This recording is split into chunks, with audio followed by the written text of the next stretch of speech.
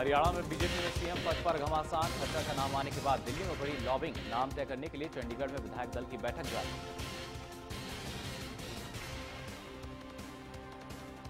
महाराष्ट्र में सरकार पर सस्पेंस बरकरार। बीजेपी शिवसेना में बातचीत का दौर जारी। शिवसेना ने मांगे कई अहम मंत्रालय।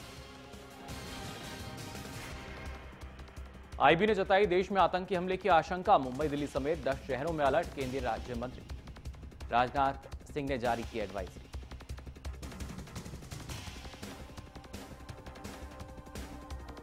कॉल ब्लॉक पर मोदी सरकार का अहम फैसला। कॉल ब्लॉक की नीलामी में भारतीय कंपनी ले सकेंगी हिस्सा।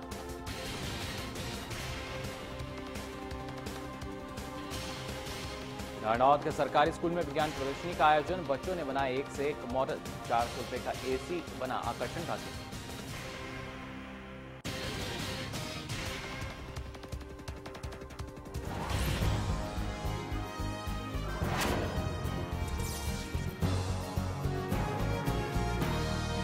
नमस्कार, स्वागत है आपका एक बार फिर हरियाणा न्यूज में। हम यहाँ बात कर रहे हैं चंडीगढ़ की, जहां पर बीजेपी विधायक दल की बैठक इस समय चल रही है और पर्यवेक्षक के तौर पर वेंकैया नायडू, दिनेश शर्मा इसमें पहुंच चुके हैं। और कोशिशें जो हैं, जो लगातार कयास हैं, वो यही कि मनोहर लाल खट्टर अगले सीएम हो सकते हैं। और इस बीच हमारे साथ हमारी managing editor Navjot Sidhu phone line पर जुड़ चुकी हैं। नवजोत जी, क्या माना जाए, बीजेपी की ओर से सत्ता की चाबी मनोहर लाल खट्टर को दी जा सकती है?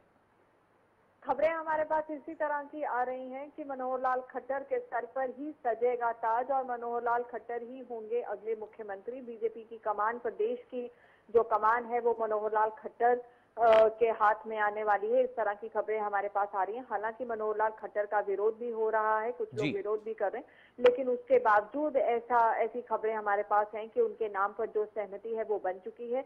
कई नाम जो हैं बीजेपी के सीएम पद के उम्मीदवारी की रेस में आगे चल रहे थे।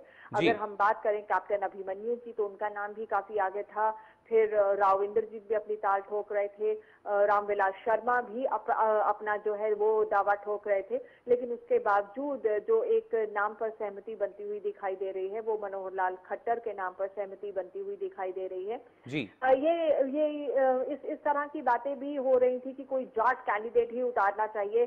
जो लोग हैं वो कुछ इस तरह की बातें भी कर रहे थे। लेकिन अगर देखा जाए गौर से, तो भले ही बीजेपी ने 25 जाट कैंडिडेट चुनावी मैदान में उतारे हों, लेकिन जीत कर कितने आए हैं और कितने जाट वोट, ऐसा नहीं है कि जाट वोट उन्हें नहीं मिले हैं जी, लेकिन फिर भी 25 में से कितने जीत कर आए? महज 4 और 5 जाट चेहरे ही जीत के आए। तो ऐसे में बीजेपी एक सेफ बेट वो करना चाहती है कि एक नॉन जाट चेहरा उतारे। और नॉन जाट चेहरे में अगर हम बात करें तो रामविलास शर्मा और मनोहर लाल खट्टर की बात हो रही थी। और इसी में जो जिस नाम पर ज्यादा सहमति बन रही है वो मनोहर लाल खट्टर है और उन्हीं के नाम पर मोहर लगती हुई दिखाई दे रही है। विधायक दल की बैठक इस वक्त चंडीगढ़ में चल रही है और उसके बाद उम्मीद की जा रही है कि कोई बड़ा फैसला लिया जा सकता है, नाम का ऐलान किया जा सकता है। लेकिन संशय अभी भी बरकरार है कि क्या आज ही ऐलान हो जाएगा। खबरें जो आ रही हैं वो यही हैं कि आज नाम का ऐलान हो सकता है, क्योंकि सहमति बन चुकी है। मनोहर लाल खट्टर को पहले बाहरी उम्मीदवार कहा जाता रहा हो, लेकिन जितनी ज्यादा मार्जिन से मनोहर लाल खट्टर ने अपनी जीत दर्ज की है, वो अपने आप में काफी मायने रखती है। फिर उनका पुराना नाता हरियाणा से रहा है, ऐसा नहीं है कि पुराना नाता उनका हरियाणा से नहीं रहा। पुराने कार्यकर्ता हैं, आरएसएस से जुड़े रहे हैं, नरेंद्र मोदी के साथ भी काम कर चुके हैं। तो ऐसे में और एक नॉन कॉन्ट्रोवर्शियल फिगर है, तो ऐसे में मनोहर लाल खट्टर ही अभी तक जो खबरें आ रही हैं बीजेपी की पहली पसंद, पहली चॉइस है। अब देखना यह है कि उस पर फाइनल ना है, उस पर जरूर टिकी हुई है। जी बिल्कुल नवजोत जी, तमाम पहलू तो हैं ही, साथ ही साथ एक पहलू यहाँ ये भी देखने को सामने आ रहा है, कहीं ना कहीं जातिवाद जो है वो हरियाणा की राजनीति पर हावी रहा, लेकिन इस बार शायद इसको भी दरकिनार करने की कोशिश की जा रही है। बिल्कुल, कोशिश जातिवाद से ऊपर उठकर राजनीति करने की कोशिश की जा रही है। हालांकि हमेशा ही जाट नॉन जाट का एक जो इशू है वो हरियाणा की राजनीति में हमेशा ही डोमिनेंट रहा है और ऐसा नहीं है कि वो अभी भी डोमिनेंट नहीं है। लेकिन बीजेपी की ये पूरी कोशिश है, क्योंकि एक लंबे समय से हरियाणा को कोई भी नॉन जाट मुखिया नहीं मिला है, तो बीजेपी की कोशिश है कि इस बार एक नॉन जाट जो चेहरा है वो उतारा जाए, उसके हाथ में कमान दी जाए। और जिस तरह के समीकरण बनते हुए दिखाई दे रहे हैं वो लग यही रहा है कि मनोहर लाल खट्टर के नाम पर ही मुहर लगेगी और उसका ऐलान आज होता है या फिर दिवाली के बाद होता है, ये देखने वाली बात है। हालांकि जो खबरें सूत्रों के हवाले से मेरे पास आ रही हैं वो ये है कि दिवाली से पहले ही ये जो ऐलान है ये हो जाएगा और हो सकता है आज ही विधायक दल की बैठक के बाद इस पर ऐलान कर दिया जाए। जी बिल्कुल नवजोत जी, आप लगातार हमारे साथ बने रहिए। बीजेपी के प्रदेश प्रवक्ता जवाहर यादव जी भी हमारे साथ यहाँ फोनलाइन पर जुड़ चुके हैं। जवाहर जी, बहुत बहुत स्वागत है आपका हरियाणा न्यूज में। धन्यवाद। जवाहर जी, क्या कहना चाहेंगे, क्या माना जाए, अब सीएम का नाम को लेकर कवायद शुरू हो चुकी है, विधायक दल की बैठक चल रही है चंडीगढ़ में। आप मुझसे क्या जानना चाहते हैं इस विषय पे? जवाहर जी, नाम जानना चाहेंगे क्योंकि आज सुर्खियां वही है कि आखिर किसको बीजेपी की ओर से सत्ता की चाबी सौंपी जाएगी। मित्रवर, अगर ये नाम पार्टी में तय करना होता या मुझे तय करना होता तो विधायकों को क्यों बुलाते? ये विधायकों का विशेषाधिकार है, ये लोकतंत्र है भारतीय जनता पार्टी में, जो उनको तय करना है। उनके तय करने के बाद ही मैं बता सकता हूँ, उससे पहले मुझे कोई जानकारी नहीं। जी चलिए, दोबारा आपसे बात के लिए जुड़ेंगे। फिलहाल बहुत बहुत शुक्रिया जवाहर जी हमारे साथ जुड़ने के लिए। और चंडीगढ़ से हमारे विशेष संवाददाता राकेश गुप्ता हमारे साथ फोनलाइन पर यहाँ बने हुए हैं। राकेश, क्या माना जाए, कहीं ना कहीं आज कयास यही लगाए जा रहे हैं कि इस बैठक के बाद सीएम का जो नाम है वो सामने आ सकता है। राकेश, आप हमें सुन पा रहे हैं?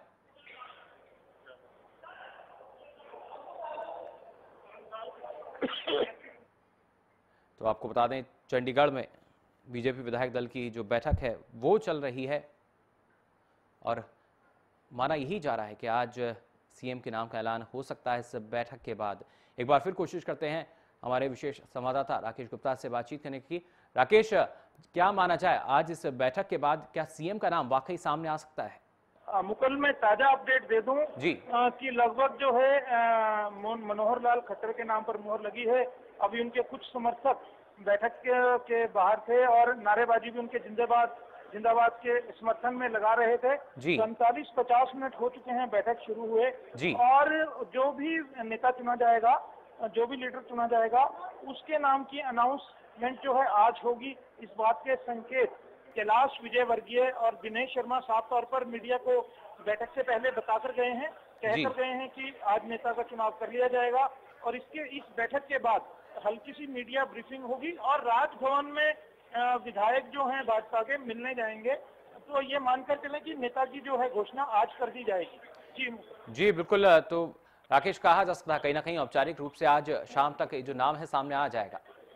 हाँ, बिल्कुल विधिवत रूप से, औपचारिक रूप से जो है ऑफिशियली अनाउंसमेंट हो जाएगी कुछ समय के बाद। और उसके बाद जैसे मैंने बताया कि राज्यपाल को मिलने जाना है, राज्यपाल को सूचना दे दी जाएगी जो भी नेता चुना जाता है। हालांकि सूचना यही आ रही है कि खट्टर के नाम पर मुहर लग चुकी है और जस्ट घोषणा बाकी है। जी मुकुल। जी बिल्कुल राकेश, आप हमारे साथ लगातार लाइन पर बने रहिए। इस बीच एक बड़ी खबर आपको बता रहे हैं, इस वक्त की बड़ी खबर आपको बता दें, विधायक दल के नेता चुने गए हैं मनोहर लाल खट्टर। इस वक्त की बड़ी खबर चंडीगढ़ से, इस वक्त की बड़ी खबर आपको बता रहे हैं, विधायक दल के नेता चुने जा चुके हैं मनोहर लाल खट्टर। चंडीगढ़ में विधायक दल की बैठक जारी है और उसी से इस वक्त की बड़ी खबर आपको बता रहे हैं, विधायक दल के नेता चुने गए हैं मनोहर लाल खट्टर। और हमारी मैनेजिंग एडिटर नवजोत सिद्धू हमारे साथ फोन लाइन पर जुड़ चुकी हैं। नवजोत जी, यहाँ पर मनोहर लाल खट्टर को विधायक दल का नेता चुन लिया गया है। जी हाँ, बिल्कुल, हरियाणा न्यूज की खबर पर मोहर लगी है। सबसे पहले आज सुबह से हम बता रहे हैं कि मनोहर लाल खट्टर ही हरियाणा के नए मुख्यमंत्री होंगे और आज बैठक में मनोहर लाल खट्टर को विधायक दल का नेता चुना गया है। करनाल से बीजेपी के विधायक है मनोहर लाल खट्टर और बहुत ही ज्यादा मार्जिन से, 60,000 के मार्जिन से वो ये चुनाव जीते थे।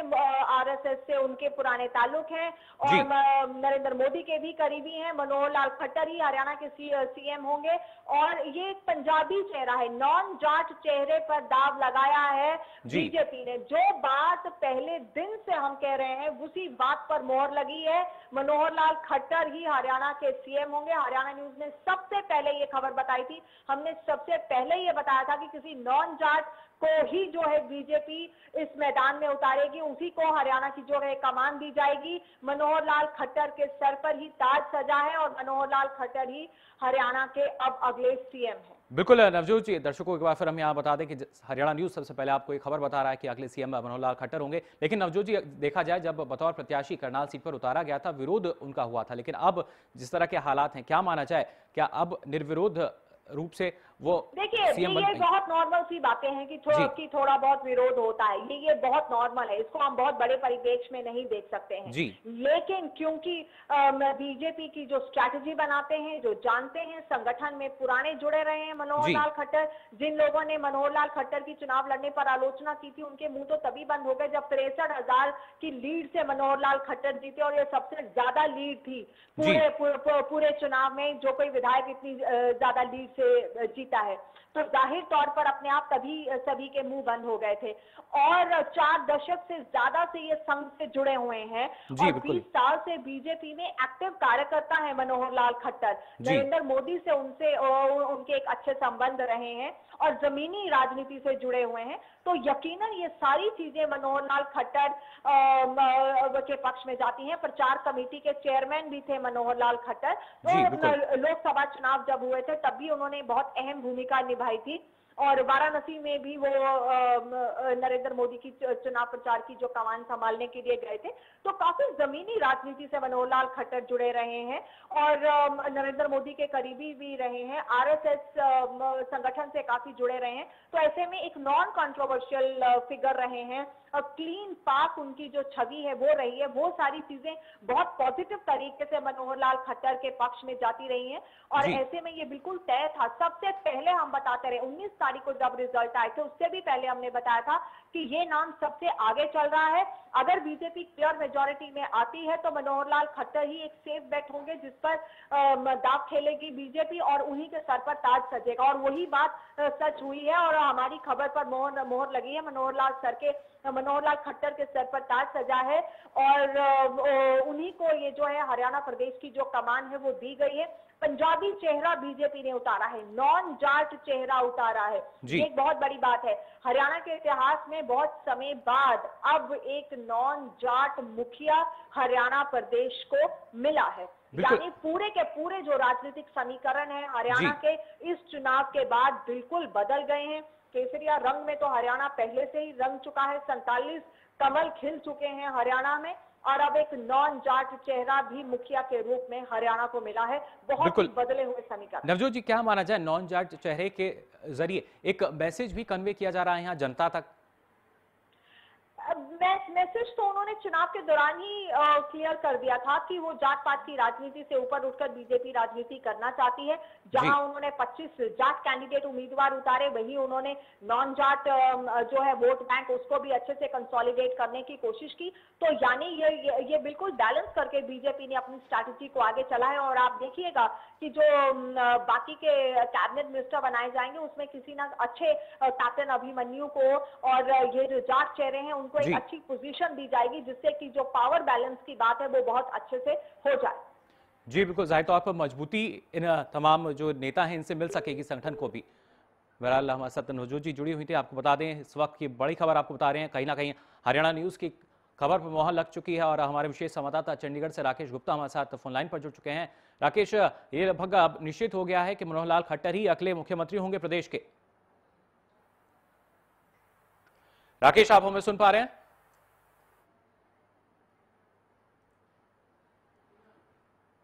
तो इस वक्त की बड़ी खबर आपको बता रहे हैं चंडीगढ़ से, जहां पर विधायक दल के नेता चुने जा चुके हैं मनोहर लाल खट्टर। और आपको बता दें हरियाणा न्यूज़ ने सबसे पहले ये खबर आपको बताई थी, और उसी खबर पर अब मोहर लग चुकी है। औपचारिक ऐलान बाकी माना जा रहा है।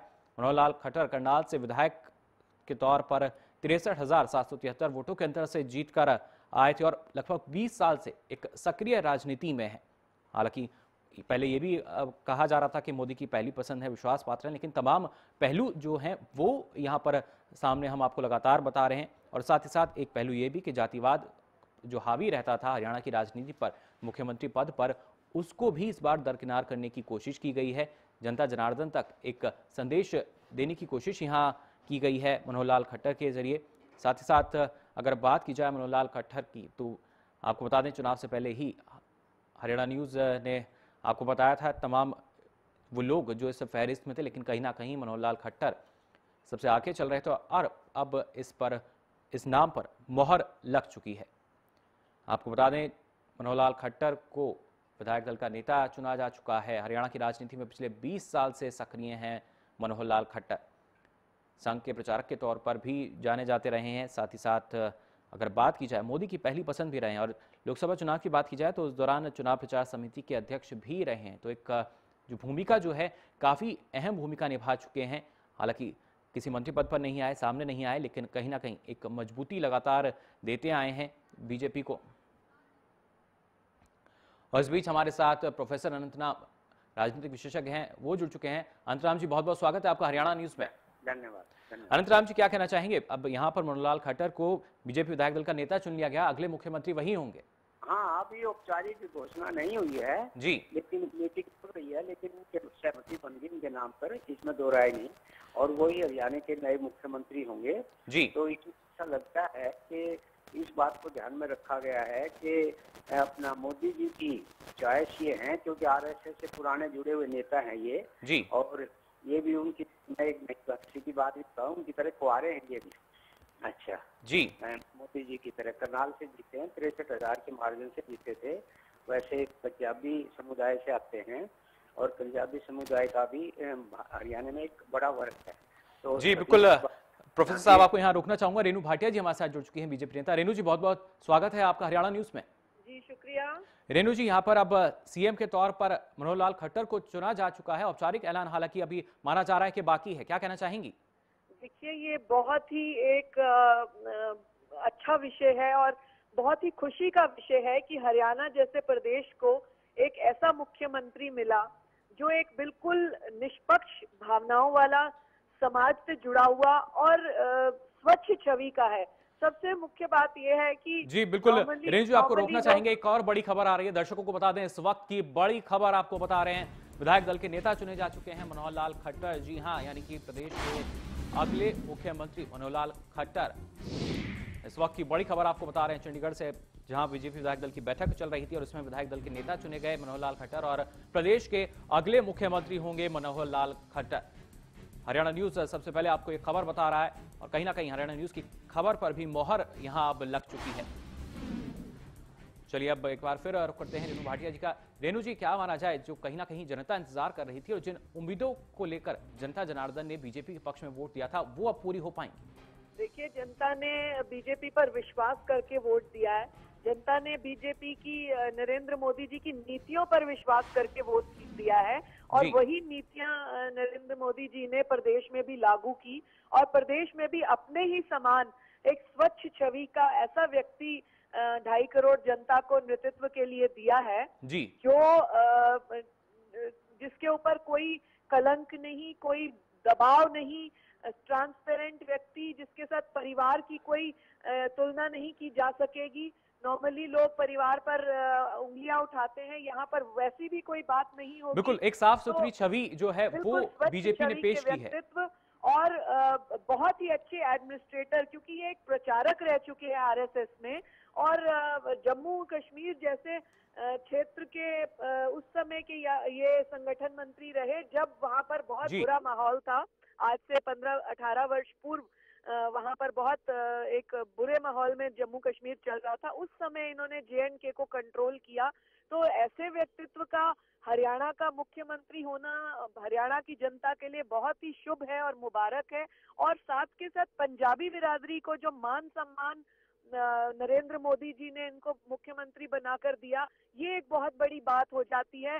गैर जाट मुख्यमंत्री पहली बार हरियाणा में बना, ऐसा मुख्यमंत्री पंजाबी समुदाय का मिला पहली बार, जिसके लिए जनता को भी बहुत ही खुशी होगी और उनको तसल्ली होगी कि उनके जो मुखिया है वो उनकी बात सुनने वाला है और प्रदेश का भला करने वाला मुखिया है।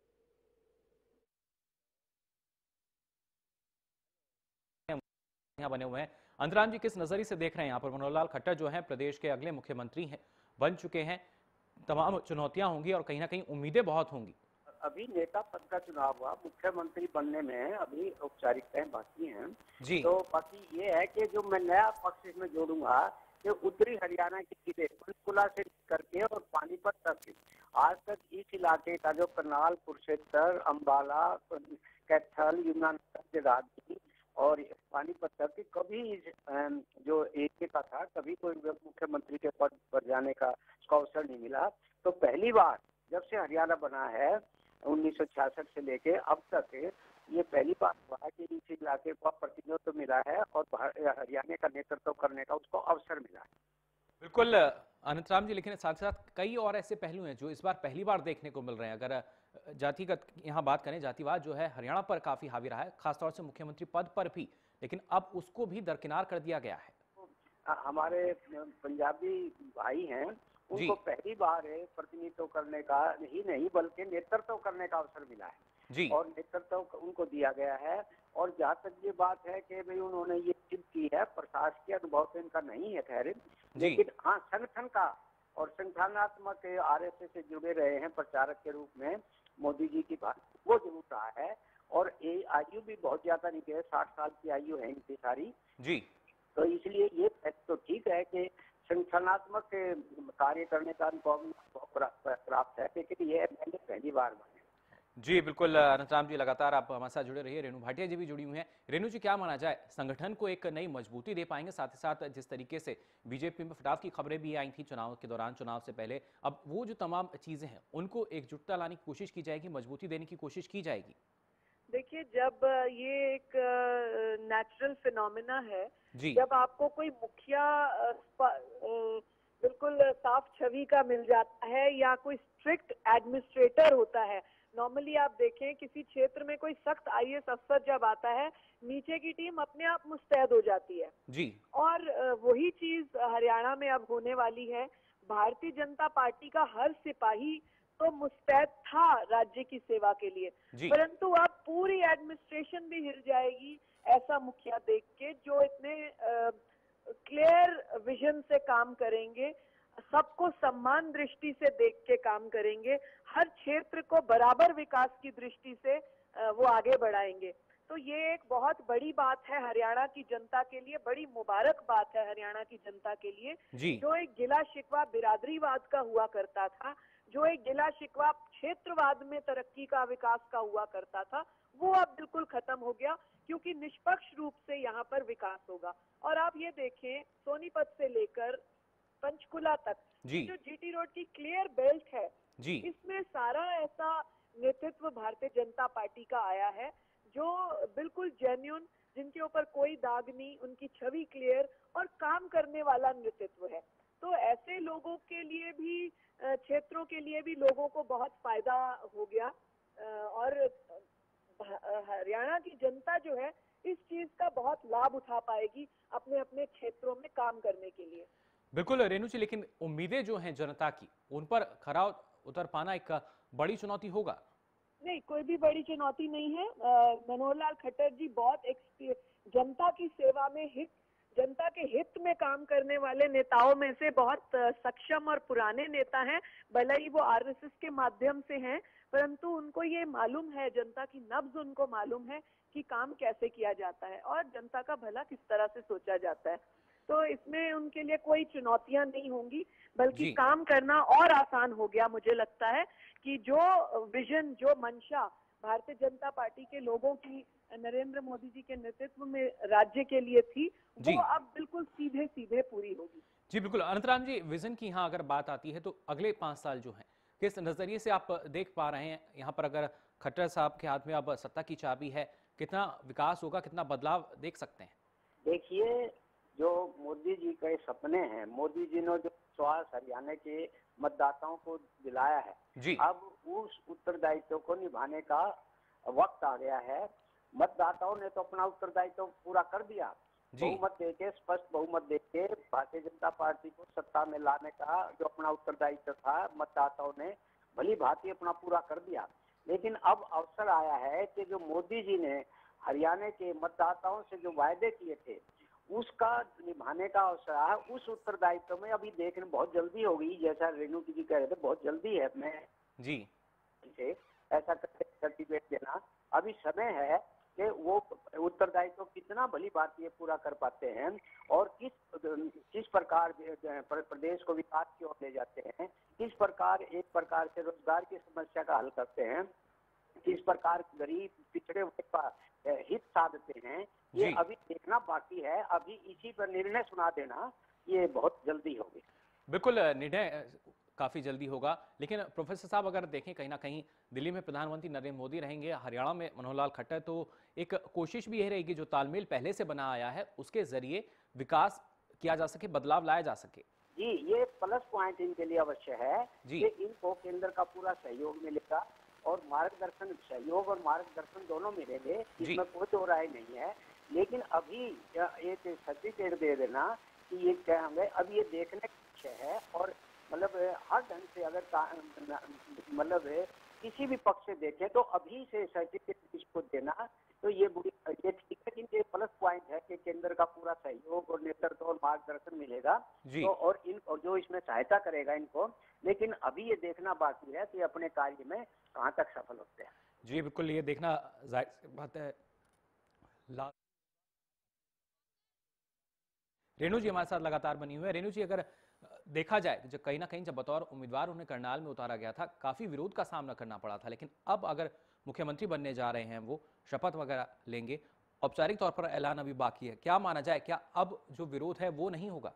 देखिए, तब भी हम जब डिबेट करते थे, जब टिकट वितरण हुआ था, तब बहुत लोगों के खिलाफ विरोध हुआ था और उन बहुत लोगों में से 90% लोग हमारे जीत कर आए। तब भी हम भारतीय जनता पार्टी के लोग यही कहते थे कि अक्सर विरोध होता है, परंतु भारतीय जनता पार्टी के लोग, जो हमारा शीर्ष नेतृत्व है, वो जो है इस चीज को तालमेल बनाकर अपने लोगों के साथ काम कर लेगा। परंतु आज जो है ये बात साबित हो गई कि मनोहर लाल खट्टर जी का जो विरोध हुआ था, डेफिनेटली जो लोग टिकट जिनको नहीं मिलती वो लोग विरोध करते हैं और इनको बाहरी कैंडिडेट के नाम से बोले जा रहे थे। परंतु मनोहर लाल खट्टर जी के स्वभाव ने, उनकी मेहनत ने और उनके बैकग्राउंड ने साबित कर दिया कि वो ना तो बाहरी हैं, भारत के सपूत हैं और हरियाणा की जनता के प्रिय हैं। हरियाणा के वो कई बार अधिकारी रहे राजनीति आरएसएस के तौर पर, और यहाँ पर देखिए आप उनको 60,000 से अधिक, 63,000 से अधिक मतों से उनको विजयी बनाया गया और सभी के हिसाब से वो एक डिजर्विंग मुख्यमंत्री थे, जो कि निष्पक्ष रूप से अपना भाव सभी के साथ, सभी विधायकों के साथ, पूरे दल के साथ बराबरी में रख सकते हैं। जी बिल्कुल। अनंतराम जी, अगर बात की जाए जिस तरीके से रेणु जी ने कहा, एक अलग छवि है, साफ सुथरी छवि रही है और शायद वही चीज़ है, अपने आप को प्रूव भी कर चुका है, तभी जो जनता है इस तरह का मुख्यमंत्री चाहती थी। लेकिन विरोध की अगर बात की जाए, क्या माना जाए, क्या एकदम से जो बीजेपी में विरोध हुआ था वो शांत रहेगा? अनंतराम जी, आप हमें सुन पा रहे हैं? हाँ, सुन पा रहा हूँ जी। जी प्रोफेसर साहब, आपसे सुन पा रहा हूँ आपको। जी प्रोफेसर साहब, आपसे जानना चाहेंगे जिस तरीके से नहीं, वो तो विरोध तो शांत हो जाएगा, हो ही गया विरोध तो शांत, इसमें दो राय नहीं। लेकिन इनको अपना एबिलिटी अभी प्रूव करनी बाकी है। मैंने बार बार एक बात कह रहा हूँ, इतनी जल्दी, जैसा कि ये भाटिया कह रही हैं, इतना जल्दी किसी को सर्टिफिकेट नहीं दिया जा सकता। वो आरएसएस के बैकग्राउंड का वो अलग कार्य क्षेत्र होता है, प्रशासकीय और विधानीय कार्य अलग होते हैं। राजनीतिक विश्लेषक के नाते मैं कहूंगा कि इसके बावजूद केंद्र का सहयोग मिलेगा, मार्गदर्शन मिलेगा, लेकिन तो भी हरियाणा की राजनीति में कैसे सामंजस्य बिठाकर सभी वर्गों का विकास करने में कितने सफल होते हैं, ये अभी देखने का विषय है।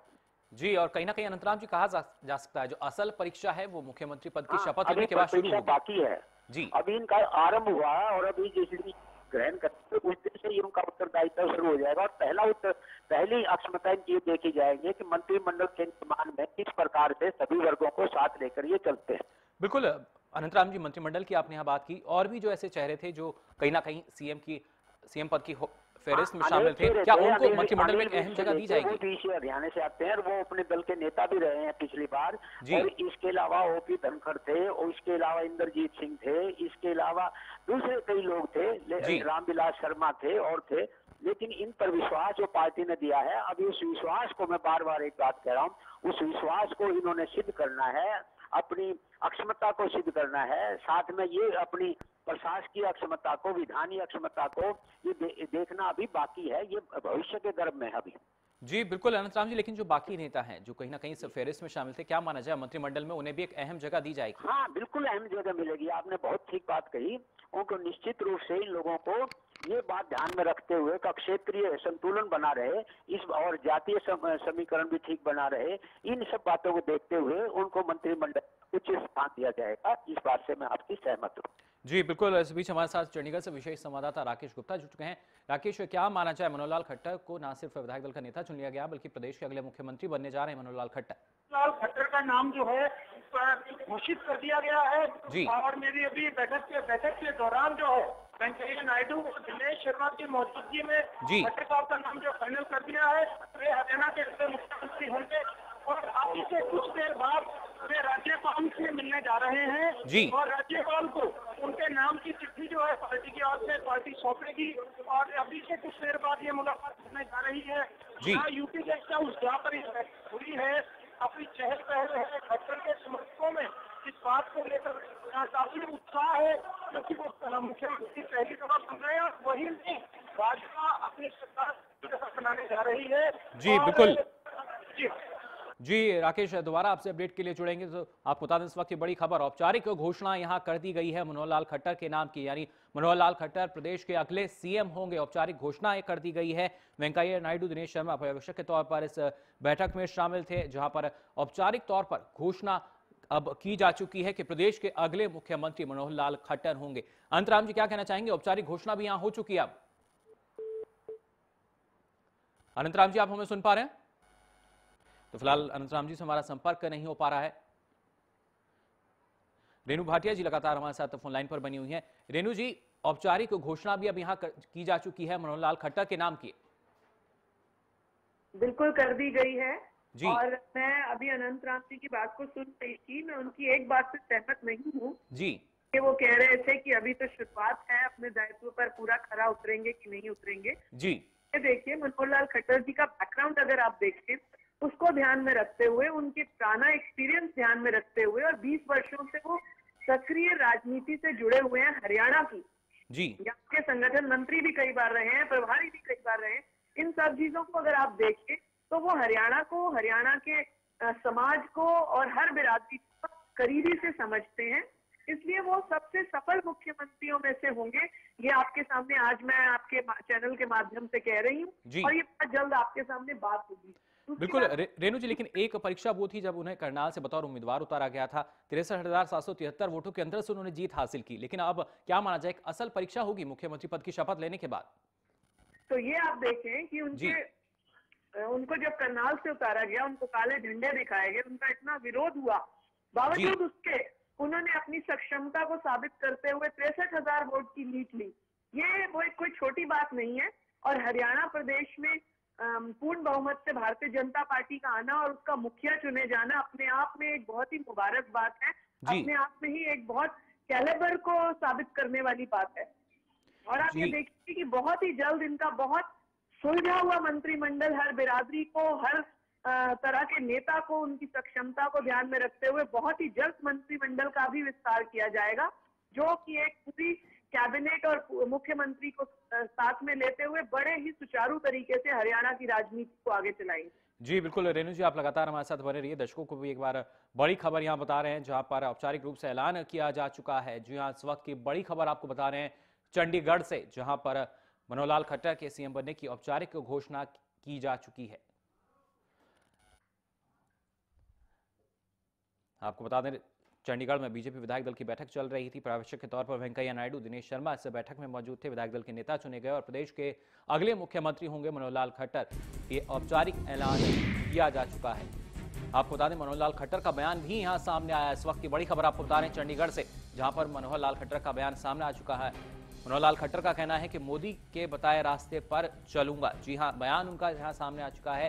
प्रदेश में विकास को लेकर अब कोई भेदभाव नहीं होगा, ये कहना है प्रदेश के अगले मुख्यमंत्री मनोहर लाल खट्टर का। इस वक्त की बड़ी खबर आपको बता रहे हैं चंडीगढ़ से, जहां पर मनोहर लाल खट्टर का बयान सामने आ चुका है। मनोहर लाल खट्टर का कहना है कि प्रदेश में विकास के नाम पर भेदभाव नहीं किया जाएगा और मोदी के बताए रास्ते पर वो चलेंगे। कहीं ना कहीं एक स्पष्ट सोच और पारदर्शिता को लेकर चलना चाहते हैं। बयान सामने आ चुका है मनोहर लाल खट्टर का। चंडीगढ़ से इस वक्त की बड़ी खबर आपको बता रहे हैं, जहां पर मनोहर लाल खट्टर का बयान सामने आया है। खट्टर का कहना है कि वो प्रदेश में कोई भेदभाव नहीं करेंगे, विकास में कोई भेदभाव नहीं होगा और मोदी के बताए रास्ते पर चलेंगे। इस वक्त की बड़ी खबर चंडीगढ़ से, प्रदेश में विकास को लेकर कोई भेदभाव नहीं होगा, ये कहना है प्रदेश के अगले मुख्यमंत्री मनोहर लाल खट्टर का। और रेणु भाटिया जी लगातार हमारे साथ बनी हुई है। रेणु जी, जिस तरीके से आप कह रही थी कि भेदभाव जो था उसको खत्म किया जाएगा और इस तरह का ही कुछ बयान अब सामने आ चुका है मनोहर लाल खट्टर का।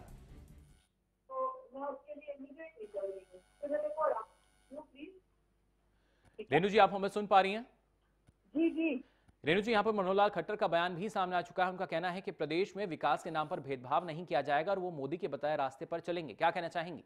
देखिए, मैं तो आपको पहले ही बोल रही थी अपने बयान में कि मनोहर लाल जी बड़े सुलझे हुए व्यक्तित्व हैं और उन्होंने हरियाणा की राजनीति को बड़े बारीकी से, बड़े करीब से, जिला वाइज देखा है जी। तो इसलिए वो सवाल ही नहीं पैदा होता कि वो अपनी इस कार्यशैली में असफल हो और वो एक ऐसे नेता साबित होंगे जो छत्तीस बिरादरी के लिए काम करेंगे, किसी में मतभेद, मनभेद नहीं रहने देंगे और सारे जिलों में समान विकास करेंगे। पिछले बार की तरह जैसे रोहतक सिर्फ मशहूर था विकास के नाम पे, इस तरह की राजनीति वो करने वाले नहीं है और वो एक बहुत ही स्पष्टवादी व्यक्ति है। जिस जिले में जो काम होना है वो होना है, ऐसी सोच के व्यक्तित्व है वो।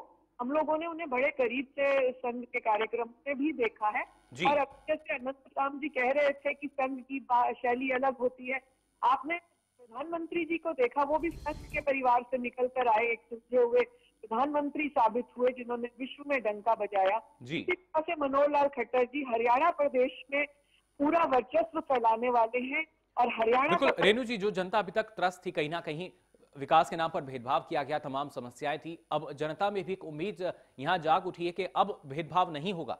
बिल्कुल, ये तो बात उनकी पहली प्रायोरिटी रहेगी क्योंकि उनका स्वभाव भी ऐसा है और अब उनके पास पद भी ऐसा है कि भेदभाव करने वाली राजनीति से हमेशा परिवार या क्षेत्र टूटा है। इस बात को वो बड़ी बारीकी से समझते हैं, इसीलिए वो हर जगह पर समान विकास की दृष्टि से काम करेंगे और किसी भी विधायक को, चाहे वो अब विधायक भारतीय जनता पार्टी का हो या किसी भी क्षेत्र का हो, बराबर काम करके दिखाने वाली नीति से चलने वाले व्यक्तित्व हैं। जी बिल्कुल रेणु जी, कहीं ना कहीं कहा जा सकता है जो कथनी और करनी है, अब उसमें शायद हरियाणा की जनता अंतर नहीं भांप पाएगी। जो पहले जनता इतने वर्षों तक, 10 वर्षों तक मूर्ख बनती रही, वो अब जनता, उस चीज से जनता को छुटकारा मिला है। जनता को एक ऐसा नेता अब सामने आ गया जो उनको बराबर का हिस्सा अपने कोष में से देने वाला है, बराबर काम करके देने वाला है। जिस क्षेत्र में जिस चीज की आवश्यकता है उसकी पूर्ति उस वहां की जनता को करके देने वाला व्यक्ति है।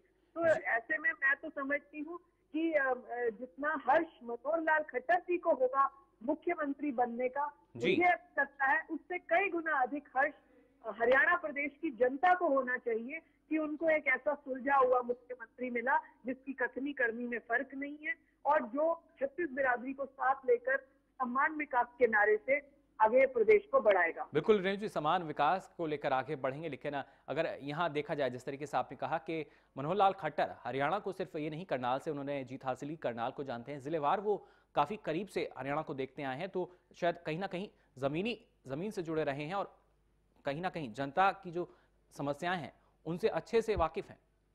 देखिए, वो प्रचारक रहे हैं और संघ का प्रचारक केवल शहरी क्षेत्रों में नहीं, ग्रामीण इंटीरियर में जाके वास करने वाला व्यक्ति होता है और प्रचारकों के लिए जो दायित्व संघ ने दिया होता है वो कई कई दिनों तक क्षेत्रों में जाके प्रवास करने का होता है। प्रवास का तात्पर्य ये है कि वो किसी ना किसी के घर में जाके रहेंगे, न कि 5 स्टार होटल्स में, और वो साइकिल पे चलने वाले व्यक्तित्व हैं। जिस प्रकार Narendra Modi ji down to earth व्यक्ति हैं, इसी प्रकार के मनोहर लाल खट्टर जी भी डाउन टू अर्थ व्यक्ति हैं। उनको अगर आप साइकिल दे देंगे और कहेंगे इस गांव से उस गांव में जाना है, वो वैसे चल देने वाले व्यक्ति हैं। जो व्यक्ति अपने कार्य को इतनी सूक्ष्मता से देखता हो, इस तरह से साइकिल पे गांव-गांव जाके अपना कार्य देखता हो, उस व्यक्ति को आप समझ सकते हैं कि कितनी गहराई से वो कमियों को, क्षेत्रों की जानता होगा, परेशानियों को समझता होगा, जनता के कामों को समझता होगा। ये कहने का विषय भी नहीं रहा अब। जी बिल्कुल, तो कहीं ना कहीं जो जनता है वो भी शायद ऐसी ही उम्मीद करती है कि अब जो मुख्यमंत्री हैं वो भी उनके बीच है। और इस बीच हमारे साथ प्रदेश प्रवक्ता जवाहर यादव फोनलाइन पर जुड़ चुके हैं। जवाहर जी, बहुत बहुत स्वागत है आपका हरियाणा न्यूज में। धन्यवाद। जवाहर जी, अब औपचारिक घोषणा की जा चुकी है, प्रदेश के अगले मुख्यमंत्री मनोहर लाल खट्टर होंगे। धन्यवाद। आपने हमारी बात और हरियाणा के जनता तक पहुंचाई। निश्चित रूप से माननीय मनोहर लाल खट्टर जी हरियाणा के अगले सीएम हैं। जी बिल्कुल जवाहर जी, लेकिन किस नजरिए से आप देख रहे हैं, क्योंकि जो आने वाले 5 साल हैं कितने अहम होंगे, चुनौतियां तमाम रहेंगी मनोहर लाल खट्टर के लिए?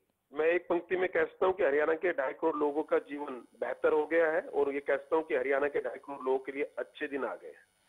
जी, अच्छे दिन आ गए हैं आपका कहना है, लेकिन मनोहर लाल खट्टर का अगर बयान की बात करें, उन्होंने पहले ही यहां बयान दिया है कि प्रदेश में विकास के नाम पर जो भेदभाव होता रहा है वो अब नहीं होगा, किसी कीमत पे नहीं होगा। हरियाणा के 2.5 करोड़ लोगों की बात माननीय मनोहर लाल खट्टर जी पहले से करते रहे हैं। जी, हम जाति या क्षेत्र के आधार पर नहीं देखते। हरियाणा के 2.5 करोड़ लोगों के जीवन को बेहतर करना है, ये उनकी इच्छा है और इसको वो संपूर्ण करेंगे। जी बिल्कुल, जातीय अगर बात की जाए जातिवाद की, जवाहर जी, कहीं ना कहीं उस जातिवाद को भी दरकिनार कर दिया गया है जो अब तक मुख्यमंत्री पद पर भी हावी रहा था, हरियाणा की राजनीति में हावी रहा है। हम इस रूप में देखते ही नहीं है। हम तो ये देखते हैं कि हरियाणा के 2.5 करोड़ लोगों के जीवन को बेहतर करना है। जी बिल्कुल, बहुत बहुत शुक्रिया जवाहर जी हमारे साथ जुड़ने के लिए। तो आपको बता दें, प्रदेश के अगले मुख्यमंत्री मनोहर लाल खट्टर होंगे, विधायक दल के नेता चुने गए और उसके बाद औपचारिक घोषणा जो है वो हो चुकी है कि मनोहर लाल खट्टर ही प्रदेश के अगले सीएम होंगे। और कहीं ना कहीं हरियाणा न्यूज की खबर पर मोहर लग चुकी है। हरियाणा न्यूज ने लगातार आपको बता रहे थे, और इस बीच हमारे साथ राजनीतिक विशेषज्ञ जीएस नैन जुड़ चुके हैं। नैन साहब, बहुत बहुत स्वागत है आपका हरियाणा न्यूज में।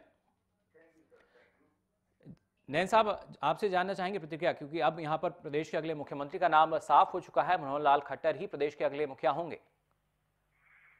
ऐसा है कि मैंने तो आपके चैनल में ही सुबह जी तो दोपहर को जब मैंने अपनी वो वर्षन दी थी तो मैंने आपको बताया था कि जो मेन पार्टीज हैं जैसे कांग्रेस है और बीजेपी है, यहाँ पर हाईकमांड फैसला करती है। जी, और हालांकि कई लोगों ने क्लेम किया था कि हमें सीएम बनाया जाए जी, और हर आदमी क्लेम कर रहे थे, परंतु हाईकमांड ने, जैसा कि मोदी जी और शाह दोनों की मीटिंग हुई और उन्होंने ये पहले ही फैसला कर चुके थे जी, कि नेक्स्ट चीफ मिनिस्टर जो है ना वो मनोहर लाल खट्टर होंगे।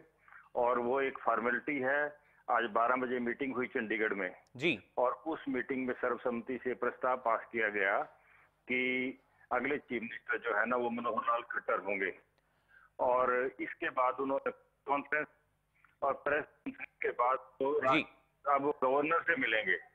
जी बिल्कुल, और गवर्नर से मिलेंगे और गवर्नर मिलने के बाद वो डिसाइड करेंगे कि वो टेकिंग सेरेमनी कब होगी। और मोस्ट प्रोबेबली वो 26 ये अक्टूबर को होने जा रही है और वो भी शायद पंचकुला में ओपन में उसको देवीलाल स्टेडियम जो है ना वहां पर करने की विचार चल रहा है और शायद वो जी बिल्कुल नैन साहब। और जिस तरीके से मनोहर लाल खट्टर का बयान सामने आया कि वो मोदी के बताए रास्ते पर चलेंगे, और जिस तरीके से अगर हम याद करें प्रधानमंत्री के तौर पर जब मोदी ने शपथ ली थी वो भी इस तरह के प्रांगण में ली गई थी, खुले तौर पर ली गई थी, और शायद कुछ ऐसा ही अब हरियाणा में भी नजर आएगा। मैं बता चुका हूँ इस चीज के बारे में जी कि वो मोदी जी और वो आपस में अच्छे मित्र हैं। जी बिल्कुल, जब मोदी जी यहाँ के हरियाणा के प्रभारी थे तो खट्टर जी उनके साथ ही रहते थे और दोनों का आपस में बहुत अच्छा तालमेल है। जी बिल्कुल, और पीछे भी बल्कि जब इलेक्शन में कंपेनिंग हुई उनको स्पेशल एक हेलीकॉप्टर दिया गया कि आप उससे कंपेनिंग करें। जी जी, तो उन दोनों का आपस में तालमेल है और वास्तव में ये मोदी जी की ही पसंद है, उनकी चॉइस। और जब प्राइम मिनिस्टर किसको चाहता है तो एमएलए क्या कर सकते हैं, क्योंकि जो एमएलए आज बने हैं वो तो मोदी जी के रहम पे बने हैं, मोदी वेव की वजह से वो बने हैं, अपनी पोजीशन थोड़ी थी उनकी। तो इसलिए मोदी जी ने और वहाँ की हाईकमान ने, बीजेपी ने जो फैसला किया है जी, तो उसके अनुसार नए मुख्यमंत्री की घोषणा कर दी गई है और अब इंतजार है कि वो कब अपने पद की ओथ लेके और अपना काम संभालते हैं। बिल्कुल नैन साहब, लेकिन जो तालमेल है क्या माना जाए, प्रदेश की कितनी सूरत बदल पाएगा? ऐसा है जी, एक दिन में पहले भी किसी चैनल पे डिस्कशन में था, वो कहते हैं कि सिस्टम में क्या चेंज होगी। जी, मुझे लगता है सिस्टम में कोई चेंज नहीं होगी। सबसे पहला काम ये होगा कि अपने ऑफिसेज में जाएंगे, ये डिमांड करेंगे हमें अच्छी कार जो है ना मिल जाए सभी मंत्रियों को। जी, वो कहेंगे हमारा जो ऑफिस है उसको रेनोवेट कर दिया जाए। जी, उसके बाद आईएएस ऑफिसर्स हैं उनकी ट्रांसफर्स होंगी, एचसीएस जो ऑफिसर्स हैं उनकी ट्रांसफर होंगी और दूसरी ट्रांसफर्स होंगी। जी, जो अक्सर देखने में आता है। और परंतु मेन चीज 3 है जी।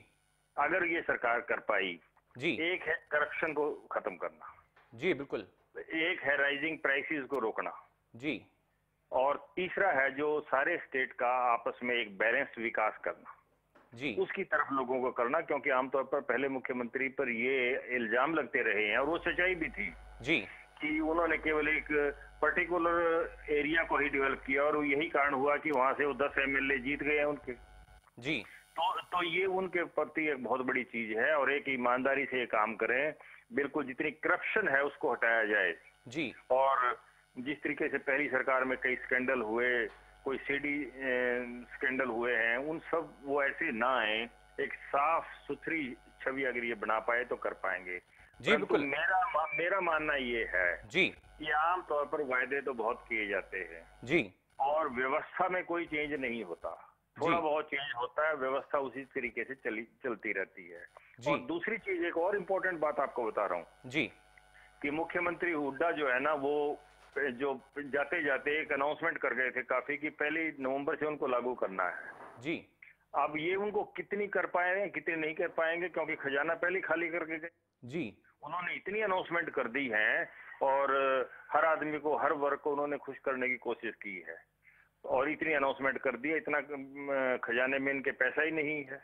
जी। और जाहिर तौर नैन साहब, जाहिर तौर पर जो जनता है हरियाणा की, अब उसकी उम्मीदें जो हैं यहाँ खट्टर से बंधेंगी, बहुत बढ़ चुकी हैं। हर आदमी चाहता है कि नया मुख्यमंत्री कुछ करके दिखाए जी, परंतु मेन चीज यही देखी गई है कि अब खजाना खाली है, कितना वो कर पाते हैं। हाँ, एक चीज उनके प्लस पॉइंट है जी, वो ये कि सेंटर में उन्हीं की पार्टी की सरकार है जी, और सेंटर से उनको मदद मिलेगी। जी बिल्कुल, इन दोनों का आपस में कोऑर्डिनेशन रहेगा और दोनों की कोऑर्डिनेशन की वजह से ये डेवलपमेंट जो है ना वो होती रहेगी, ऐसा नहीं है।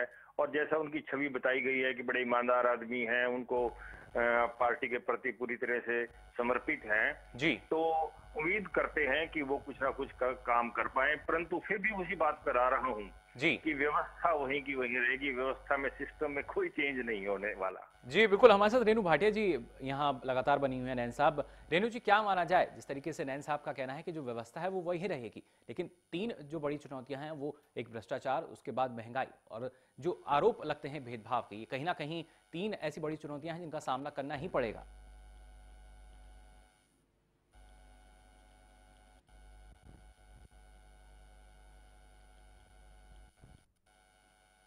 रेणु जी, आप हमें सुन पा रही हैं?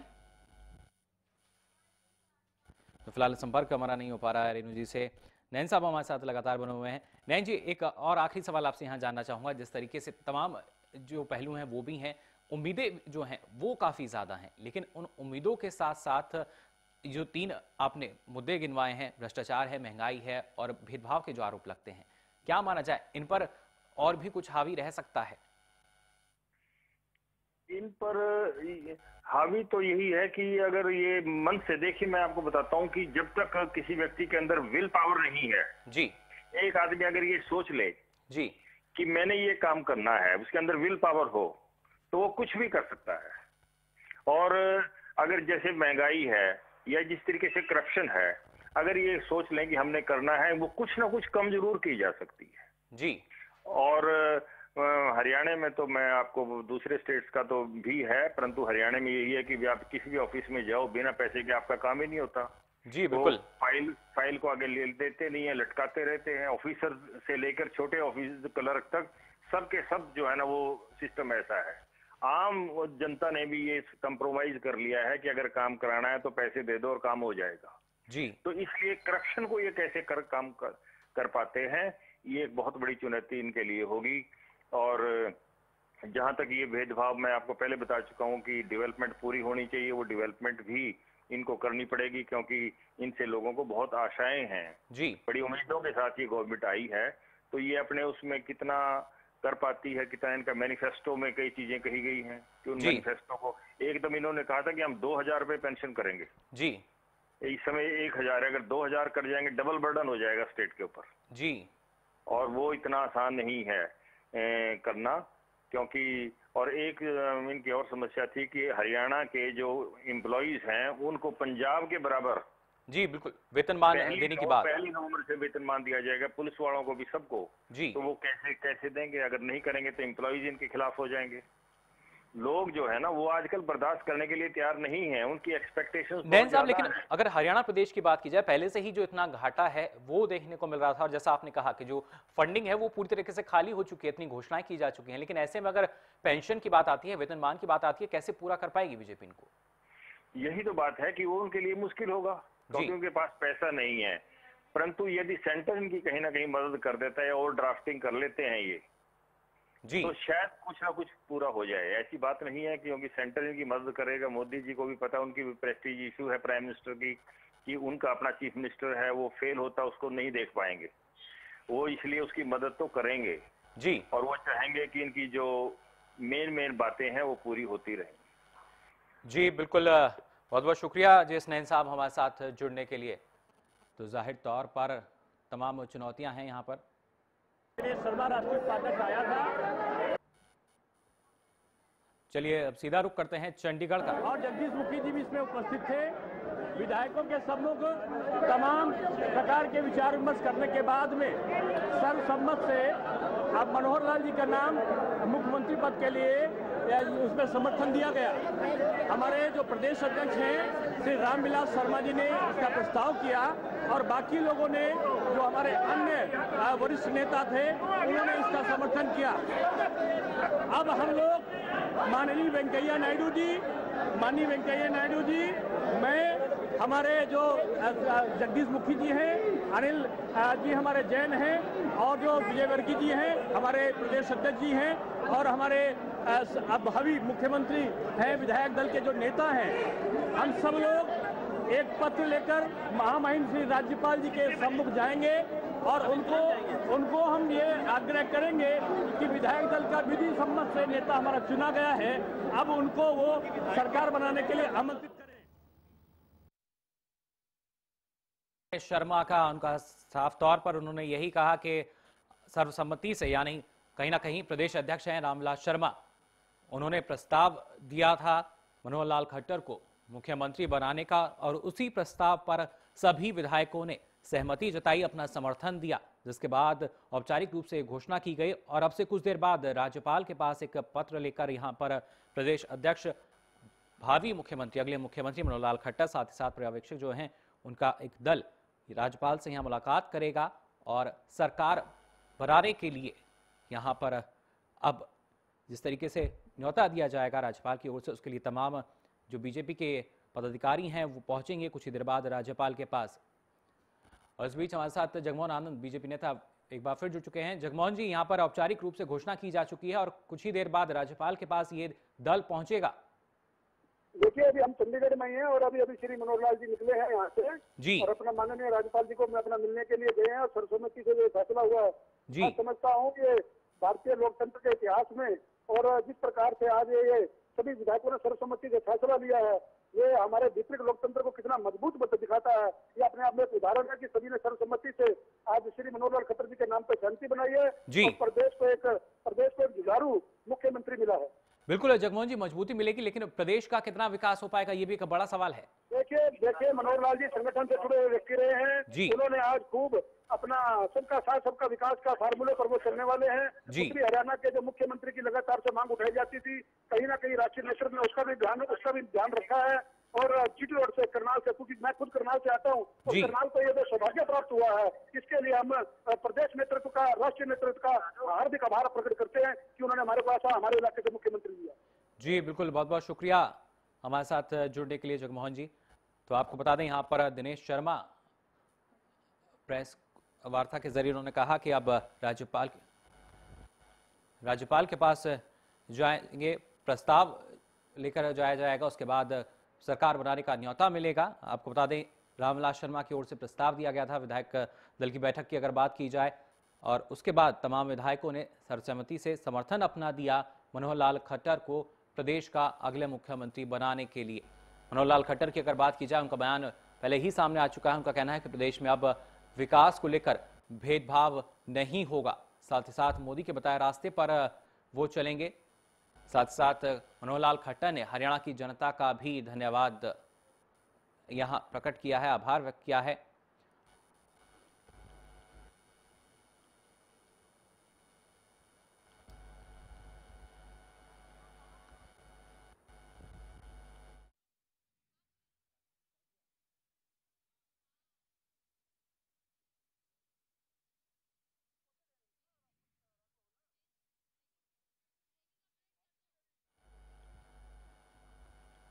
तो आपको हर एक जानकारी बता रहे हैं चंडीगढ़ से।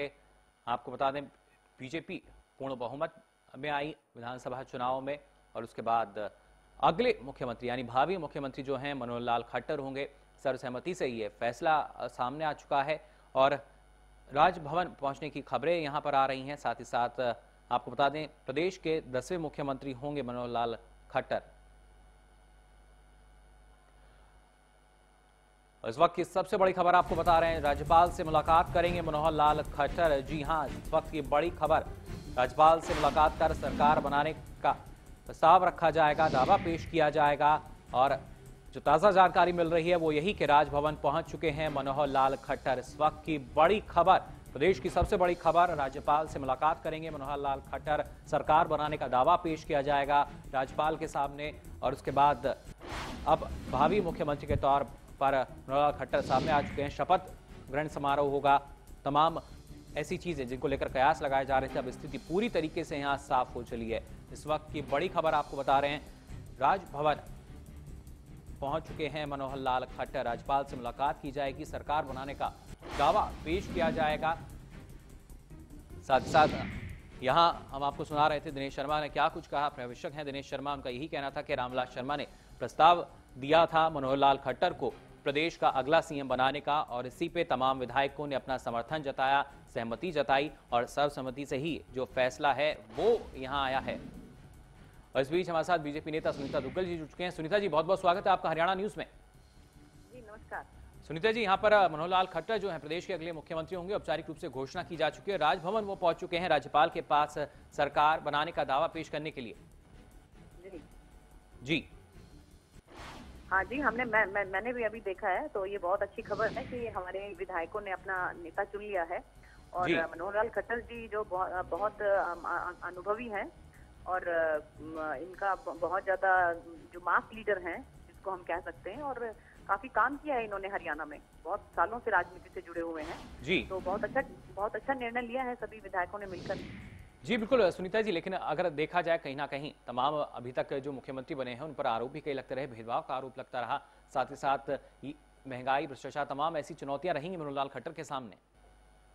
नहीं, कोई चुनौती नहीं रहेगी। उन्होंने देखिए सबसे पहले ही अपने अभिभाषण में ये कहा है कि वो किसी भी तरह का क्षेत्रवाद जो है वो नहीं फैलने देंगे। वो दक्षिण भारत का, मध्य भारत का, उत्तरी भारत का, सॉरी हरियाणा का, उत्तरी हरियाणा का, दक्षिण हरियाणा का, मध्य हरियाणा का, सबका समान विकास करवाएंगे और किसी तरह की कोई जातिवादी में वो विश्वास नहीं रखते हैं। तो ये बहुत अच्छा संदेश है कि उन्होंने सबसे पहले जो है अपने अभिभाषण में यही बात कही है उन्होंने।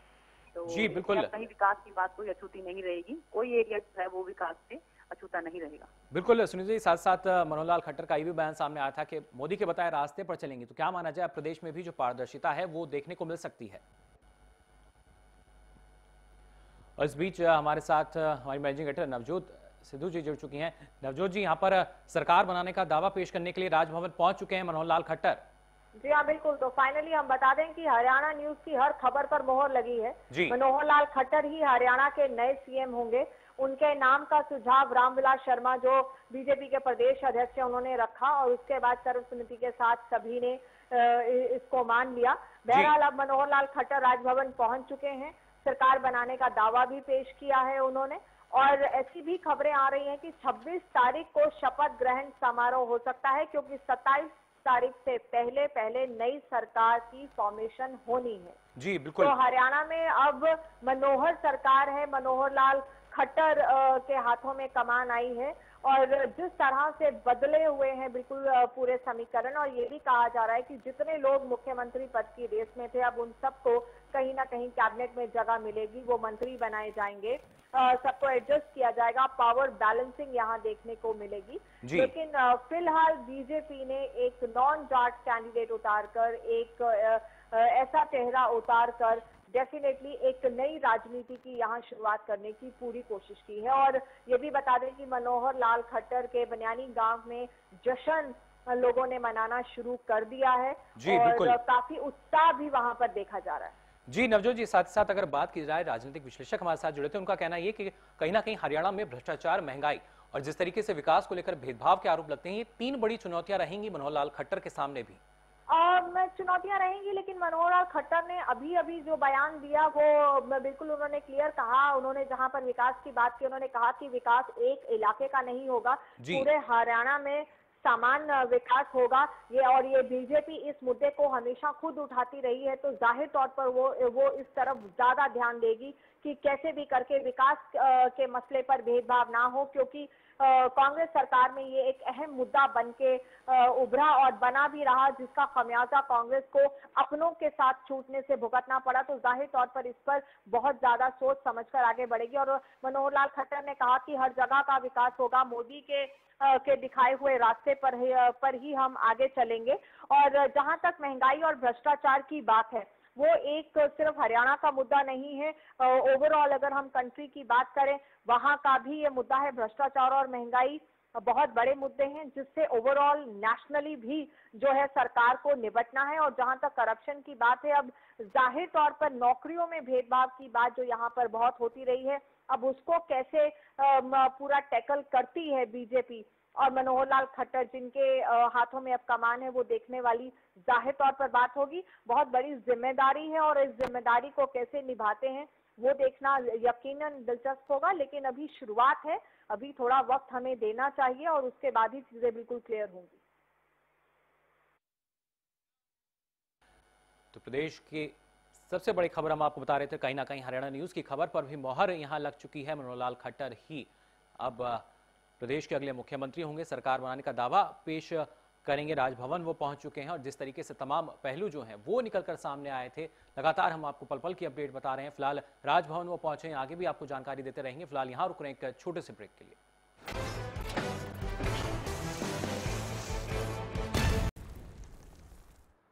तो ब्रेक के बाद आपका एक बार फिर स्वागत है हरियाणा न्यूज में। लगातार हम चंडीगढ़ से हर एक अपडेट आपको बता रहे हैं। राजभवन पहुंच चुके हैं मनोहर लाल खट्टर, जो प्रदेश के अगले मुख्यमंत्री होंगे। चलिए एक नजर डालते हैं इनकी राजनीतिक पृष्ठभूमि पर। मनोहर लाल खट्टर पर लगी सीएम पद की मुहर, मुख्यमंत्री पद की रेस में खट्टर की हुई जीत। आरएसएस और मोदी की करीबियां लाई रंग।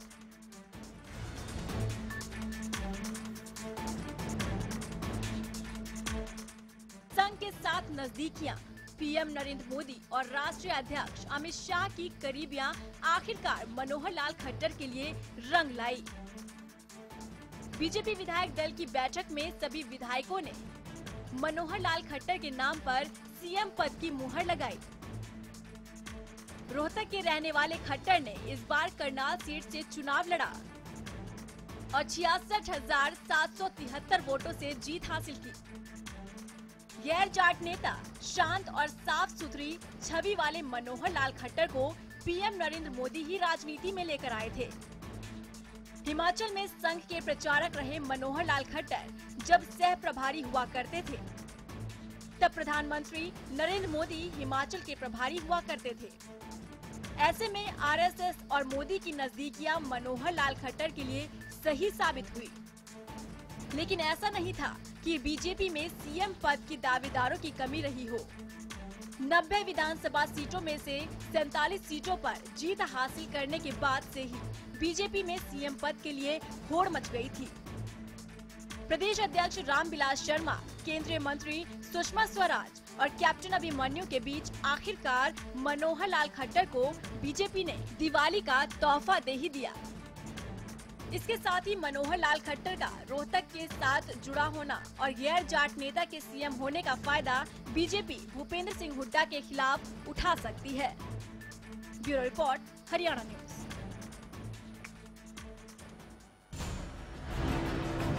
प्रदेश के अगले मुख्यमंत्री मनोहर लाल खट्टर होंगे। जी हां, आपको बता दें हरियाणा के 10वें मुख्यमंत्री के रूप में यहां पर मनोहर लाल खट्टर शपथ लेंगे। माना जा रहा है 26 अक्टूबर को वो शपथ ले सकते हैं। आपको बता दें मनोहर लाल खट्टर ने करनाल से पहली बार चुनाव लड़ा और जीत दर्ज की। और इस बीच हमारे साथ राजनीतिक विशेषज्ञ सवरन आर्य जी जुड़ चुके हैं। आर्य साहब, बहुत बहुत स्वागत है आपका हरियाणा न्यूज में।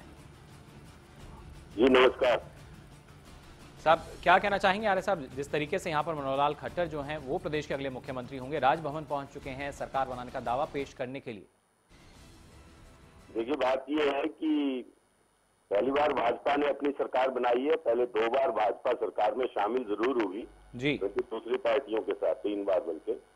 पहली बार भाजपा ने अपनी सरकार बनाई है और पहली बार अपने दम पर बहुमत लाई है, और ये भी पहली बार विधायक बने और पहली बार मुख्यमंत्री बने जी। तो ये 1 नंबर का सहयोग इनके साथ है। 10 तारीख को 10वें मुख्यमंत्री है और आगे देखिए कौन सी तारीख को ये शपथ लेते हैं। तो ये बहुत अच्छा हुआ जहाँ तक जातियों का सम्मिश्रण भी है, क्योंकि बहुत सारी विभिन्न जातियां हरियाणा में हैं।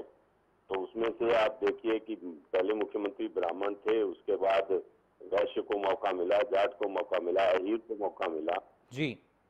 तो पंजाबी को भी, पंजाबी मतदाता ग्रुप काफी बड़ा है, उनको भी मौका मिला, और किसी दलित को और किसी आगे जाकर किसी पिछड़े वर्ग के लोगों को भी मिले, ऐसी भी हमारी कामना है। तो ये बहुत अच्छा चीज है। जी बिल्कुल डॉक्टर साहब, लेकिन अगर कहा जाए कहीं ना कहीं सीएम की कुर्सी पर भी एक समय जो जातिवाद था वो हावी रहा, उसको भी अब दरकिनार करने की कोशिश की गई है। हाँ बिल्कुल ठीक है। देखिए, जातिवाद सिर्फ इलेक्शन के अंदर उठता है, बाद में हरियाणा की जनता में कोई जातिवाद की बात रह नहीं जाती, ना ही कोई जातिवाद के नाम पर आपस में दंगे फसाद होते हैं। तो ये जो बातें थी ये बस मुख्यमंत्री पद का दावेदार घोषित होने के बाद लगभग समाप्त हो गई है, चाहे वो भाजपा के अंदर थी, चाहे भाजपा से बाहर दूसरी पार्टियों में थी जी। मैं समझता हूँ कि मनोहर लाल खट्टर की जो छवि है एक बड़ी स्वच्छ है, पहली बार ही आए, इनके ऊपर कोई आक्षेप है नहीं जी, और अविवाहित हैं, और कोई रिश्तेदारियां भी ऐसी लंबी चौड़ी नहीं जो आगे भी जाकर इनको, जो कि आज राजनीतिक तौर से जो आक्षेप लगते हैं उनसे शायद ये मुक्त रहेंगे, हरियाणा पे अच्छा प्रशासन देंगे, भ्रष्टाचार मुक्त प्रशासन देंगे, ऐसी कामना। जी बिल्कुल डॉक्टर साहब, लेकिन जिस तरीके से एक नॉन जाट फेस लेकर बीजेपी ने उनको यहाँ मुख्यमंत्री बनाया है सर्वसहमति से, क्या माना जाए कहीं ना कहीं चुनौतियां जो हैं उनका भी सामना करना पड़ेगा, जनता की उम्मीद भी है और तमाम चुनौतियां भी। नहीं, आप जरा एक दूसरी दृष्टि से इसको देखिए जी। हरियाणा में 2 तरफ, यानी नॉर्थ हरियाणा में और साउथ हरियाणा में ये आवाज हमेशा उठती गई कि हमारा विकास नहीं हुआ क्योंकि हमारा कोई प्रतिनिधि सत्ता के उच्च पद पर नहीं है जी। इसीलिए नॉर्थ हरियाणा से इनको लड़ाया गया, और नॉर्थ हरियाणा में कांग्रेस को बहुत कम सीटें मिली हैं, लगभग कैथल को छोड़कर कोई सीट नहीं मिली जी, और इसी प्रकार से पेवा को छोड़कर इनालो को कोई सीट नहीं मिली, 1-2 निर्दलीय जीते हैं, बाकी सारे जो हैं वो भाजपा को मिली है।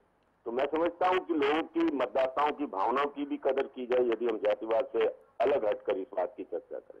जी बिल्कुल आर्य साहब, लगातार आप हमारे साथ बने रहिए। रेणु भाटिया जी हमारे साथ एक बार फिर जुड़ चुके हैं। रेणु जी, क्या माना जाए, अब सरकार बनाने का दावा पेश करने के लिए राजभवन पहुंच चुके हैं और माना यह जा रहा है कि 26 अक्टूबर को शपथ ग्रहण समारोह हो सकता है। रेणु जी, आप हमें सुन पा रही हैं?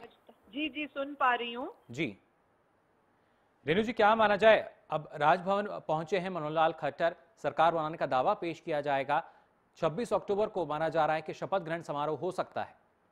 बिल्कुल ठीक बात है। मैं अभी आर्या जी की बात सुन रही थी और मैं उनकी बात को नतमस्तक हूँ, सहमति देती हूँ कि उन्होंने बताया कि मनोहर लाल जी खट्टर बहुत ही स्वच्छ छवि के व्यक्तित्व हैं।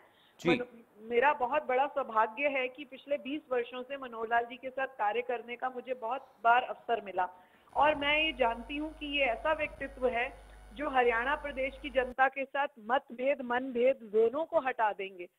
आप देखेंगे जब इनके चुनाव थे, इनको काले झंडे दिखाए गए, उसके बावजूद इन्होंने बहुत बड़ी जीत हासिल की और वहाँ के क्षेत्र के लोगों के साथ बहुत प्रेम से रहे। और 26 को जो शपथ समारोह है वो एक बड़ा, हरियाणा की राजनीति में एक बहुत बड़ा भूचाल की तरह एक वो आया है, समय आया है। पूर्ण बहुमत से भारतीय जनता पार्टी ने सरकार बनाई है और बड़ी खुशी का विषय है। भारतीय ले लेते हैं हमारे विशेष संवाददाता राकेश गुप्ता हमारे साथ जुड़े हुए हैं। राकेश, क्या ताजा हलचल अब देखने को मिल रही है? राजभवन पहुंचे थे मनोहर लाल खट्टर। राकेश, आप हमें सुन पा रहे हैं?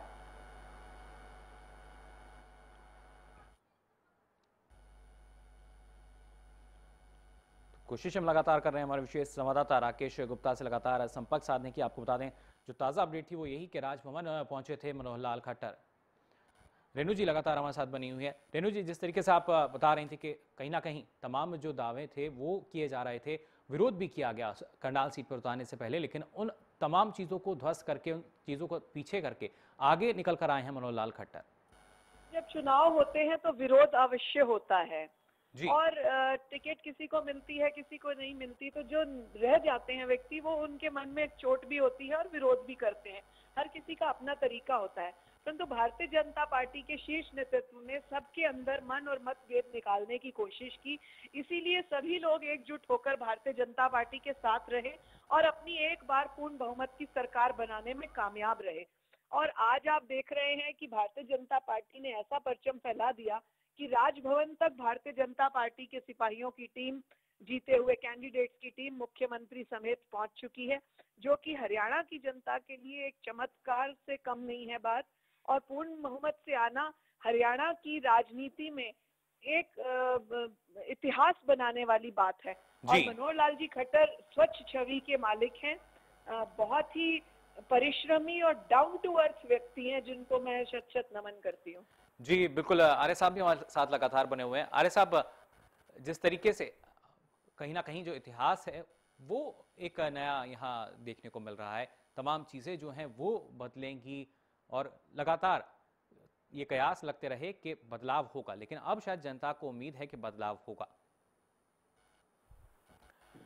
फिलहाल हमारा संपर्क यहाँ नहीं हो पा रहा है डॉक्टर सर्वानंद आर्या से। रेणु भाटिया जी लगातार हमारे साथ बनी हुई हैं।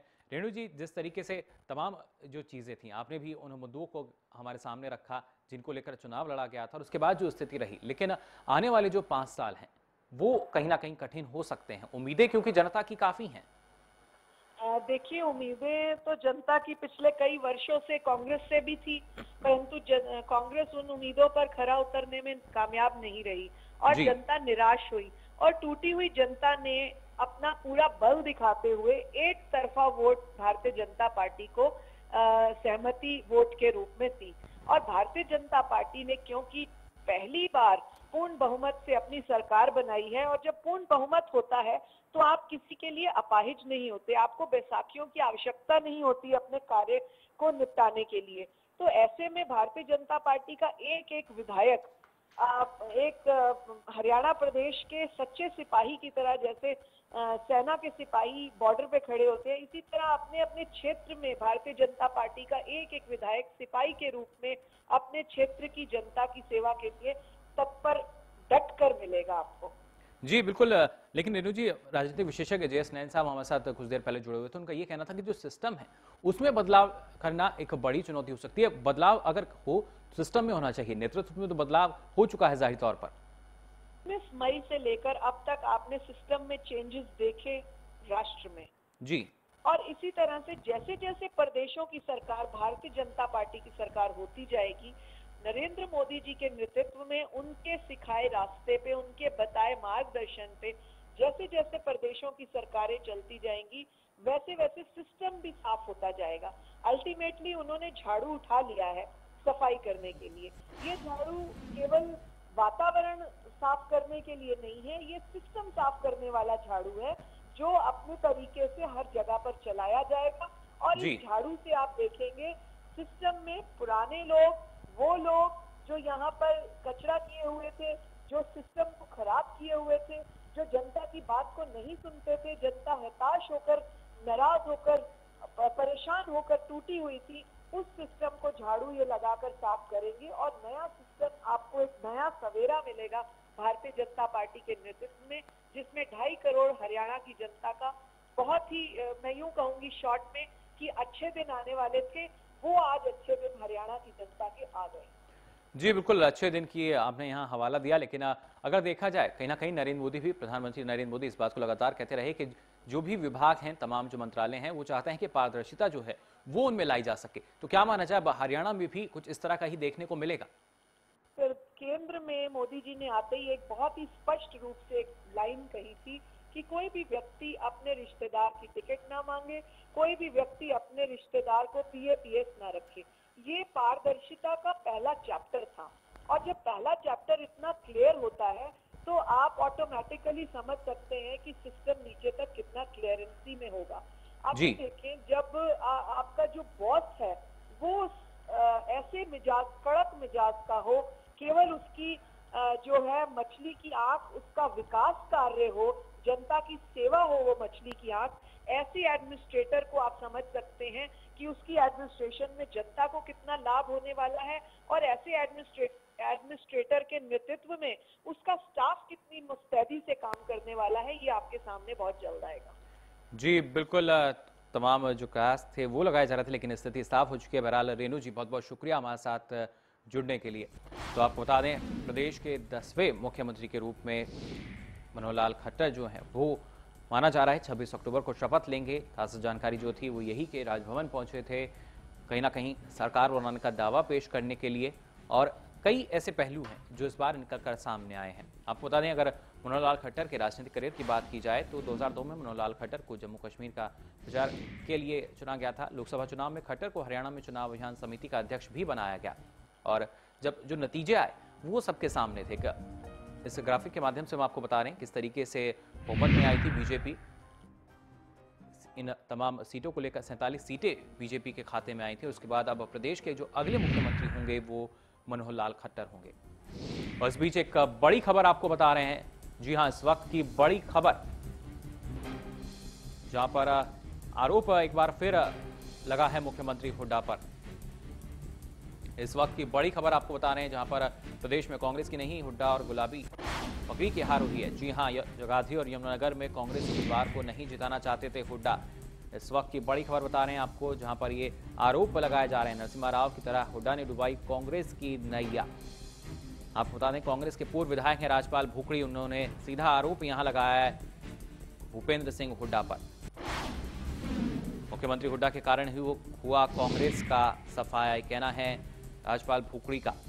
साथ साथ प्रदेश में कांग्रेस की नहीं, हुड्डा और गुलाबी पगड़ी की हार हुई है। सीधे तौर पर जगाधरी और यमुनानगर में कांग्रेस उम्मीदवार को जिताना नहीं चाहते थे हुड्डा। आपको बता दें, भुखड़ी ने तमाम आरोप यहां अब भूपेंद्र सिंह हुड्डा पर लगाए हैं। तो सीएम पद से हटने के बाद भी यहां पर अभी तक जो आरोप हैं वो पीछा नहीं छोड़ रहे हैं, और हमारे सहयोगी सुमित ओबराय हमारे साथ जुड़ चुके हैं। सुमित, क्या माना जाए, कहीं ना कहीं जो आरोप हैं वो अभी तक पीछा नहीं छोड़ रहे भूपेंद्र सिंह हुड्डा का, और यहाँ भुखड़ी ने एक बार फिर उन पर निशाना साधा है? जी बिल्कुल, बात की जाए यहाँ पर जो है आरोप, हालांकि सत्ता चाहे चली गई है, लेकिन जो आरोप है वो पीछा नहीं छोड़ रहे। चाहे वो कैप्टन अजय यादव ने जो है बयान दिया हो, और आज जो है राजपाल भुखड़ी जो कि कांग्रेस सरकार में कठोरा से विधायक रहे, और उनका साफ तौर पर ये कहना था कि अगर जो है मुख्यमंत्री ने पूरे इलाके में, अगर पूरे क्षेत्र में अगर एक समान विकास करवाया होता तो शायद इस तरीके की नौबत ना आती, और कांग्रेस का जो तीसरे नंबर पर जो कांग्रेस रही है तो शायद ये हाल ना होता। उनका ये कहना था कि मुख्यमंत्री का जो गुलाबी रंग वो शायद वो जनता के ऊपर नहीं चढ़ पाया, और कहीं ना कहीं एक जगह का जो विकास करवाने का जो भेदभाव के उनके ऊपर आरोप लगते रहे, उसका जो खामियाजा है जो कांग्रेस को यहाँ भुगतना पड़ा है। अगर जी बिल्कुल, सुमित आपको यहाँ रोकना चाहेंगे। कृष्णमूर्ति हुड्डा जी हमारे साथ जुड़ चुके हैं। कृष्णमूर्ति जी, बहुत बहुत स्वागत है आपका हरियाणा न्यूज में। धन्यवाद जी। कृष्णमूर्ति जी, क्या कहना चाहेंगे? सदौरा से विधायक थे पहले राजपाल भुखड़ी, उन्होंने सीधा आरोप यहाँ हुड्डा पर लगाया है कि कहीं ना कहीं उनकी वजह से जो कांग्रेस का सफाया हुआ है उसके लिए जिम्मेदार वो हैं।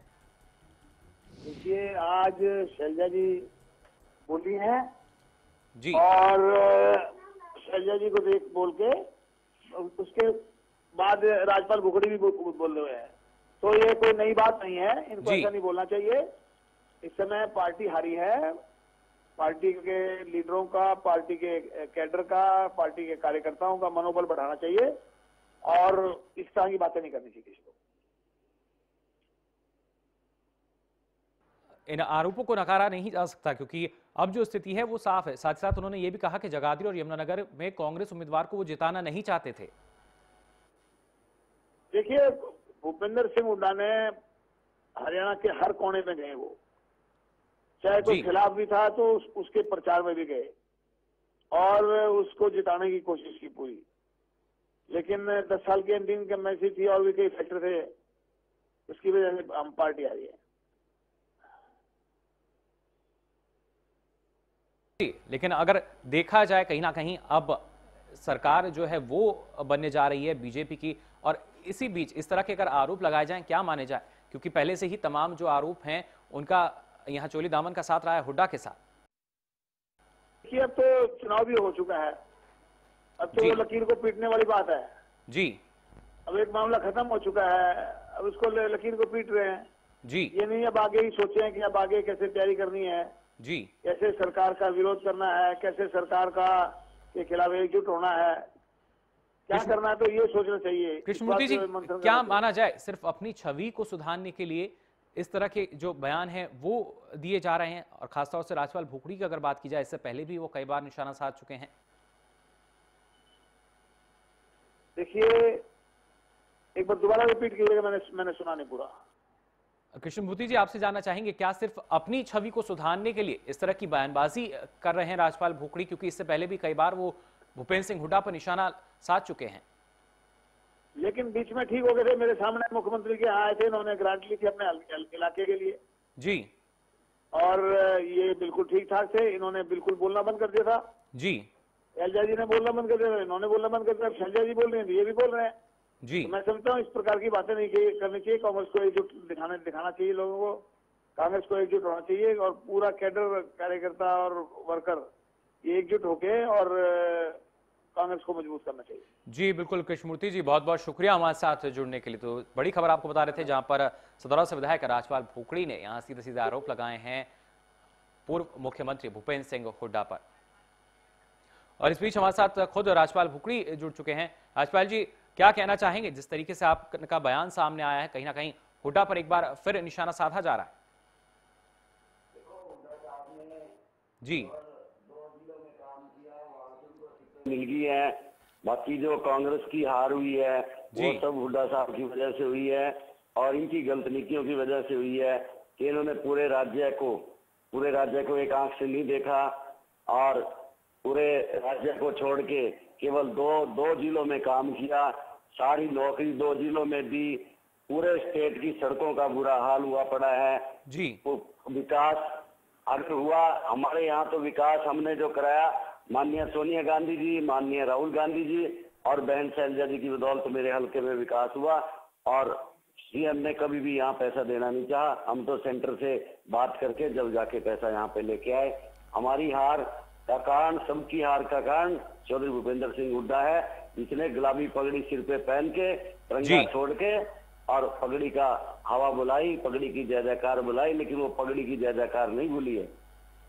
जी राजपाल जी, लेकिन आपसे पहले कृष्णमूर्ति हुड्डा हमारे साथ जुड़े हुए थे, उनका ये कहना था कि इससे पहले भी आरोप जो है वो राजपाल भुखड़ी की ओर से लगाए गए थे, लेकिन बीच में जो तालमेल था वो सही था, सटीक था, कुछ इस तरह की बात नहीं थी। लेकिन अब इस तरह की अगर बयानबाजी होती है तो वो कहीं ना कहीं संगठन को कमजोर करेगी। संगठन तो सारा कमजोर मुख्यमंत्री ने किया, पार्टी को कमजोर मुख्यमंत्री ने किया, पार्टी को हार मिली है वो मुख्यमंत्री की वजह से मिली है, और किसी की वजह से कहीं संगठन मजबूत नहीं है। कंवर जी ने संगठन के लिए अच्छा काम किया, राहुल जी अच्छा काम कर रहे हैं, और 10 साल राहुल जी और सोनिया गांधी की नीतियों के कारण मुख्यमंत्री चौधरी भूपेंद्र सिंह हुड्डा रह गए। इनकी अपनी क्या थी, अपना क्या था इनका जी? संगठन की वजह से, कांग्रेस की वजह से मुख्यमंत्री रहे हैं। जी बिल्कुल राजपाल जी, अगर बात की जाए जगाधरी और यमुनानगर की, तो वहां से भी जिस तरीके से आपने आरोप लगाए हैं, जो बयान दिया है कि कहीं ना कहीं दोनों ही जगह से उम्मीदवार जो थे उनको हराने की बात कही जा रही थी। हाँ, उनको तो मुख्यमंत्री ने जो यहाँ से बीएसपी से साठगांठ की थी जगाधरी में, तो जी एक कमजोर कैंडिडेट देके उसको अब बीएसपी को यहाँ जिताना चाहते थे, लेकिन वो साठगांठ भी मुख्यमंत्री कामयाब नहीं हुई। जी बिल्कुल, बहुत बहुत शुक्रिया राजपाल जी हमारे साथ जुड़ने के लिए। तो राजपाल भुखड़ी हमारे साथ जुड़े हुए थे, जिन्होंने सीधा आरोप यहाँ पूर्व मुख्यमंत्री भूपेंद्र सिंह हुड्डा पर लगाया, ना सिर्फ जगाधरी यमुनानगर सीट को हराने का, बल्कि कांग्रेस का जिस तरीके से सफाया हुआ है, इसका सारा जो दोष है वो हुड्डा पर लगा है राजपाल भुखड़ी ने। और यहाँ बुलेटिन में फिलहाल वक्त हो चला है छोटे से ब्रेक का, जल्द हाजिर होंगे, आप देखते रहिए हरियाणा न्यूज़।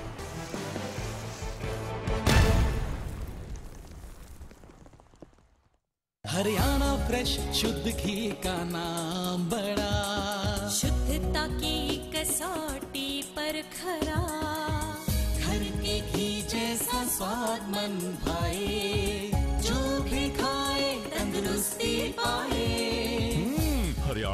फ्रेश एगबाग शुद्ध घी, स्वाद घर के घी जैसा। हरियाणा फ्रेश शुद्ध घी। सस्ते के चक्कर में निकाल दिया कचुम्बर कपड़ों का। पैसे भी तो बचाने थे। सस्ते का छोड़ो बुखार, अब आपके बजट में निखार। निखार डिटर्जेंट पाउडर व बर्तन बार। ज्यादातर किसानों ने सरताज जिप्सम को अपनाया और खुशहाली ने उनकी ओर कदम बढ़ाया। आइए जानते हैं कि सरताज जिप्सम का इस्तेमाल करने के बाद किसानों की राय क्या है। मेरा नाम अमनदीप, गांव दबलायन है। मैंने प्रति एकड़ के लिए 5 कट्टे डाले हैं सरताज जिप्सम के, और पहले से ज्यादा फसल और यही कट्टे डालता रहूंगा। तो देखा आपने सरताज जिप्सम किस तरह किसानों का दिल जीत रहा है। सरताज जिप्सम नेचुरल इंपोर्टेड सल्फर व कैल्शियम से युक्त। हर तरह की फसल, फल व सब्जियों के लिए प्रयोग करें और उपज की मात्रा व गुणवत्ता बढ़ाएं। सरताज जिप्सम अपनाएं। The wait for global education in Sirsa is finally over. MDLR Group presents MDK International School, a new landmark of world-class education in the green belt of Sirsa. The first residential cum day boarding school in Sirsa, affiliated to Cambridge University, London, brings forth a global nurturing environment under the guidance of Mr. Lawrence Frey, Director, MDK International School. MDK International School also offers fully air-conditioned campus, state-of-the-art infrastructure, well-stocked library, and a spacious cafeteria serving hygienic fresh meals. The world-class sports and well-being facilities ensures the all-round development of your child at MDK International School. Visit our campus near Tarkeshwaram Dham at Rania Road, Sirsa. For details, call 9254136642 434445 or log on to www.mdkinternationalschool.com. MDK International School, nurturing your future today. Siddheshwar Automobiles and Corporation brings an exclusive showroom of the amazing brand Nissan in Gurgaon. Cars available in all models and perfect price. And workshop also here with high-tech equipments approved by Nissan. Showroom Siddheshwar Nissan to Honda Chowk, Sector 34, Plot number 34, Gurgaon, Haryana.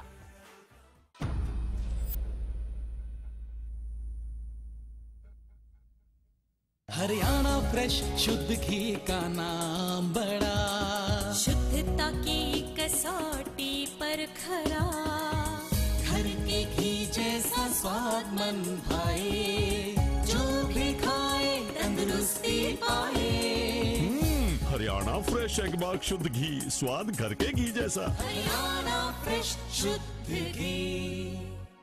सस्ते के चक्कर में निकाल दिया कचुम्बर कपड़ों का। पैसे भी तो बचाने थे। सस्ते का छोड़ो बुखार, अब आपके बजट में निखार। निखार डिटर्जेंट पाउडर व बर्तन बार। सिरसा में अब खत्म हुआ अंतर्राष्ट्रीय स्तर की शिक्षा का इंतजार। MDLR ग्रुप लेकर आए हैं MDK इंटरनेशनल स्कूल। हरियाणा के हरित क्षेत्र सिरसा में विश्व स्तरीय शिक्षा की खास पहचान। MDK international school Cambridge university London से जुड़े सिरसा के इस पहले रेसिडेंशियल कम डे बोर्डिंग स्कूल के डायरेक्टर हैं कैम्ब्रिज एग्जाम्स के आकलनकर्ता मिस्टर लॉरेंस फ्रे। विश्व स्तरीय शिक्षा के साथ MDK स्कूल में है एयर कंडीशन कैंपस और दूसरी आधुनिक जरूरी सुविधाएं, पुस्तकों से परिपूर्ण लाइब्रेरी और एक स्पेशियस कैफेटेरिया जिसमें बच्चों के लिए मिलेगा हेल्दी खाना। MDK इंटरनेशनल स्कूल की विश्व स्तरीय खेल एवं अन्य सुविधाएं आपके बच्चों का स्वास्थ्य एवं चहुमुखी विकास सुनिश्चित करती हैं। तारकेश्वरम धाम के नजदीक रानिया रोड, सिरसा में। अधिक जानकारी के लिए संपर्क करें 9254136642 434445 या लॉग ऑन करें www.mdkinternationalschool.com. MDK International School, nurturing your future today. Largest campus, more than 1800 students, well-equipped workshops and labs, advanced courses, more than 30 PhD holder and experienced faculties. For more information, log on our website. Contact us for admission. Army University, bringing ambition in life.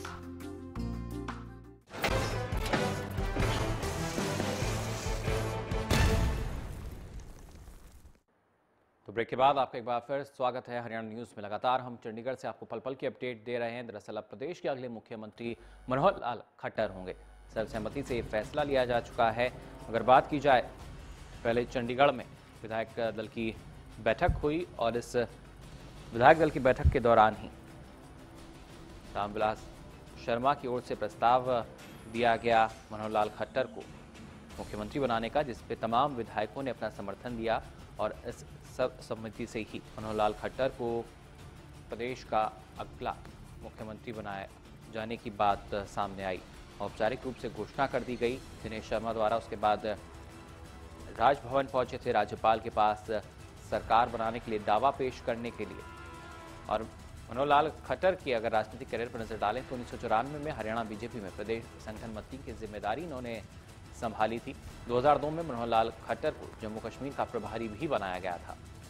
साथ ही लोकसभा चुनाव में खट्टर को हरियाणा में चुनाव अभियान समिति का अध्यक्ष बनाया गया था। और वही मनोहर लाल खट्टर अब हरियाणा के अगले मुख्यमंत्री होंगे। हरियाणा के 10वें मुख्यमंत्री होंगे मनोहर लाल खट्टर। आपको बता दें, मनोहर लाल खट्टर ने करनाल से पहली बार चुनाव लड़ा और एक बड़ी जीत दर्ज की। साथ ही 20 साल से हरियाणा की राजनीति में सक्रिय हैं मनोहर लाल खट्टर। आप बता दें, संघ से भी जुड़े रहे हैं और साल 1977 में संघ से जुड़े थे मनोहर लाल खट्टर। जिसके बाद मनोहर लाल खट्टर की अगर बात की जाए, रोहतक से आते हैं तो रोहतक से उनकी प्रारंभिक शिक्षा उन्होंने अपनी पूरी की। पीएम मोदी के साथ भी मनोहर लाल खट्टर की नज़दीकियां रहीं। दरअसल गैर जाट नेता के तौर पर मनोहर लाल खट्टर की एक अलग पहचान जो है वो पहले से ही थी। संगठन को मजबूत करने के लिए लगातार प्रयासरत रहे और साथ ही साथ संघ से भी जुड़े रहे। कहीं ना कहीं मोदी की पहली पसंद माने जाते हैं, विश्वास पात्र माने जाते हैं।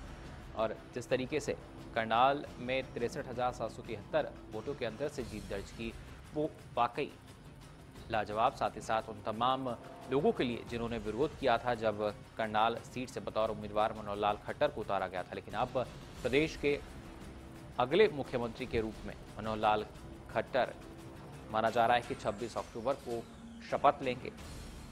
फिलहाल की अगर बात की जाए, ताज़ा जानकारी जो थी वो यही कि राजभवन पहुंचे थे मनोहर लाल खट्टर।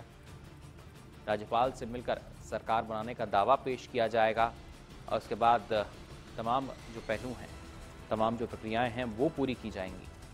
आज की अगर बात की जाए तो चंडीगढ़ में तकरीबन 12 बजे बीजेपी विधायक दल की बैठक शुरू हुई थी और इस बैठक में पर्यवेक्षक के तौर पर वेंकैया नायडू, दिनेश शर्मा भी मौजूद थे। जिसके बाद तमाम नवनिर्वाचित विधायक भी इस बैठक में पहुंचे थे और बैठक के दौरान ही प्रदेश अध्यक्ष रामविलास शर्मा की ओर से मनोहर लाल खट्टर का नाम मुख्यमंत्री के तौर पर प्रस्तावित किया गया था। जिसके बाद तमाम जो विधायक हैं उन्होंने आपसी सहमति से अपना समर्थन दिया और सर्वसहमति से मनोहर लाल खट्टर को विधायक दल का नेता चुना गया। आपको बता दें, मनोहर लाल खट्टर MBBS की परीक्षा की तैयारी के लिए पहले दिल्ली आए थे। 1977 में संघ से जुड़े थे मनोहर लाल खट्टर। साथ ही 1989 में आजीवन संघ प्रचारक रहने का संकल्प उन्होंने लिया था। खट्टर ने 1994 में बीजेपी की सदस्यता भी ली और इस बीच हमारे साथ एक बार फिर राजनीतिक विशेषज्ञ जयस नैन साहब यहाँ जुड़ चुके हैं। जयस नैन साहब, आपका एक बार फिर स्वागत है हरियाणा न्यूज़ में। Thank you sir, thank you. जी नैन साहब, तमाम जो पहलू हैं वो आपके सामने भी हैं। आप काफ़ी करीब से हरियाणा की राजनीति को देखते आए हैं। मनोहर लाल खट्टर का मुख्यमंत्री पद पर आना, आसीन होना, कितना बदलाव आप देखते हैं अगले 5 सालों में हरियाणा में? ऐसा है कि उनकी जो ये नेतृत्व क्षमता है वो कुछ समय में स्पष्ट होगी, क्योंकि बेसिकली ऐसा देखा गया है कि ना तो उनको मंत्री का एक्सपीरियंस है जी, ना वो कभी पहले किसी ऑफिशियल पोस्ट पे नहीं रहे। वो तो एक कार्यकर्ता के तौर पर उन्होंने RSS में काम किया है। जी। अब पहली क्योंकि इस गवर्नमेंट में आप देखें कि कई एक्सपीरियंस्ड मंत्री आएंगे, जैसे रामविलास शर्मा है, वो पहले एजुकेशन मिनिस्टर रह चुके हैं और कांग्रेस की इसके बीजेपी के प्रधान भी हैं। ये अपने जो अनिल विज जी हैं वो काफी एक्सपीरियंस्ड हैं। इसी तरीके से दूसरे कई आदमी काफी एक्सपीरियंस्ड हैं इनके पास जी, और वो एक नए हैं।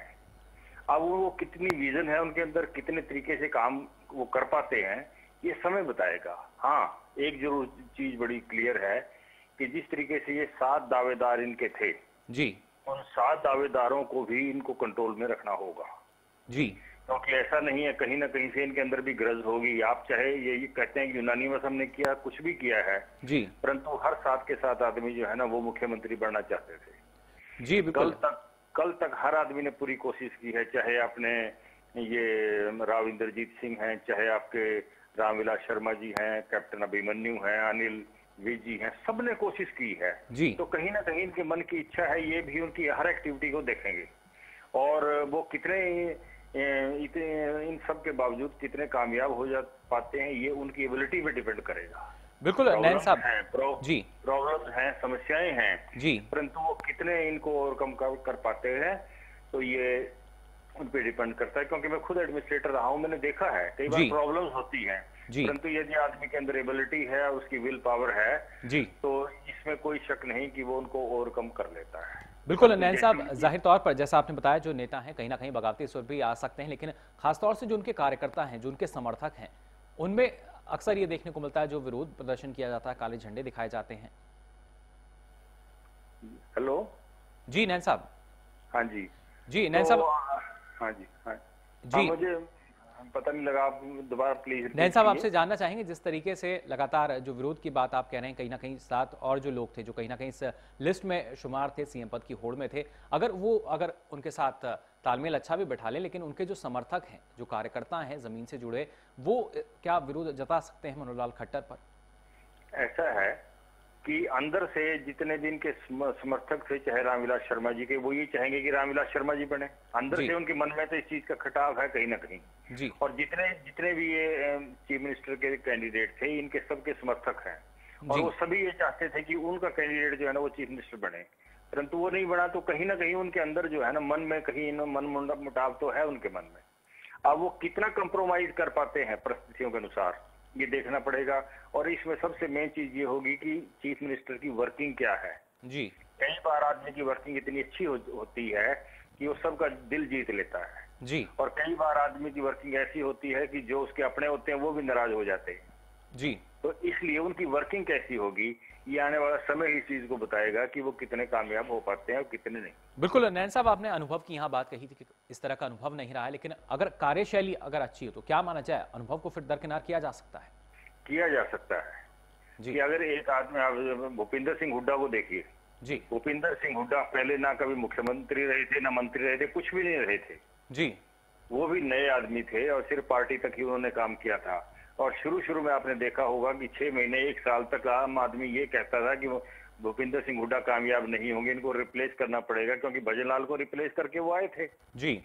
परंतु बाद में उन्होंने अपनी कार्यशैली को इतने अच्छे तरीके से वो किया कि वो एक पॉपुलर चीफ मिनिस्टर बनते चले गए। चाहे उन्होंने कुछ उन पे ये आरोप लगे कि उन्होंने एक एरिया को डेवलप किया, परंतु उन्होंने इस चीज को कभी आगे नहीं आने दिया कि उनको इस चीज का अनुभव नहीं है। और एक चीज आपको और बताना चाहूंगा जी, वो ये कि किसी भी मुख्यमंत्री को चलाने के लिए एक सशक्त और अच्छी ईमानदार ब्यूरोक्रेसी होनी चाहिए, अफसर जी। बिल्कुल।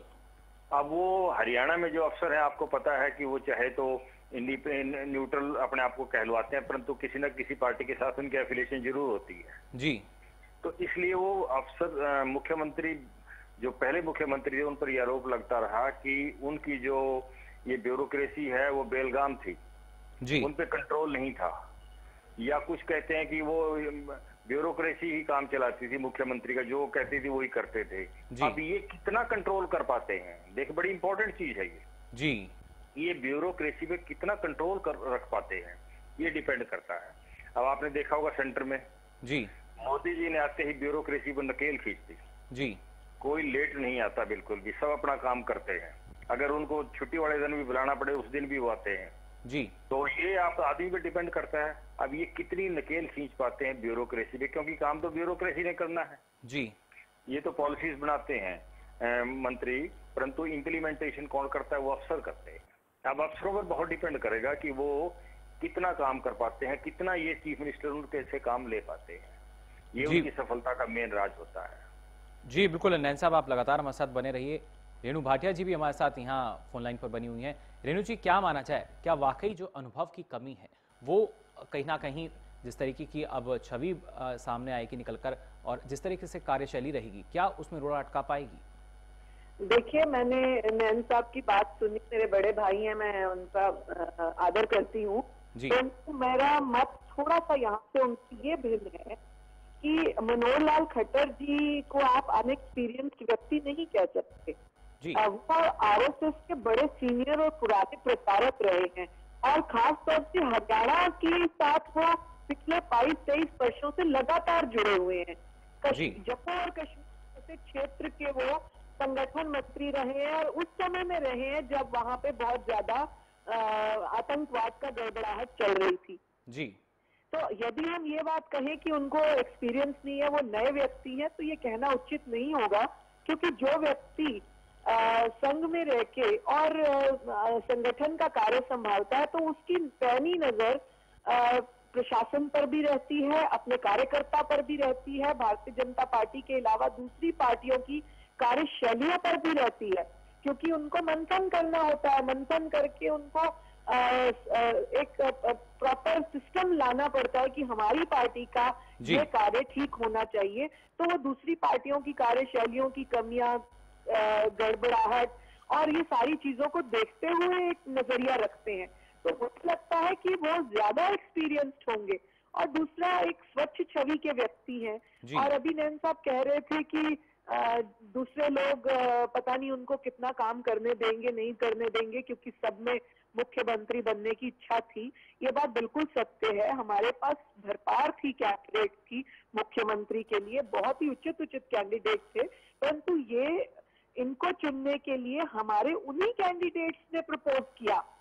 रामविलास शर्मा जी, अनिल विज जी जैसे बड़े ही सीनियर नेताओं ने उनका नाम प्रपोज किया और उनके ऊपर मोहर लगी। तो ये बात तो भारतीय जनता पार्टी का शीर्ष नेतृत्व पहले से ही कहता आया है कि हमारा जो मुख्यमंत्री होगा वो बहुत ही जल्द विधायकों द्वारा चुना जाएगा। और जी बिल्कुल, बहरहाल अब आगे देखना होगा जब शपथ ग्रहण समारोह होगा, उसके बाद एक किस तरीके से बतौर मुख्यमंत्री मनोहर लाल खट्टर की कार्यशैली रहती है। बहरहाल रेणु जी, साथ साथ जय स्नैन साहब, आप दोनों का बहुत बहुत शुक्रिया हमारे साथ जुड़ने के लिए। आपको बता दें, प्रदेश के अगले मुख्यमंत्री के रूप में मनोहर लाल खट्टर का नाम सामने आ चुका है। माना जा रहा है कि 26 अक्टूबर को शपथ ग्रहण समारोह हो सकता है। बहरहाल जो ताज़ा जानकारी थी वो यही कि राजभवन पहुंचे थे और सरकार बनाने का दावा पेश किया गया। फिलहाल के लिए इस बुलेटिन में इतना ही, लेकिन खबरों का सिलसिला लगातार जारी है हरियाणा न्यूज़ पर।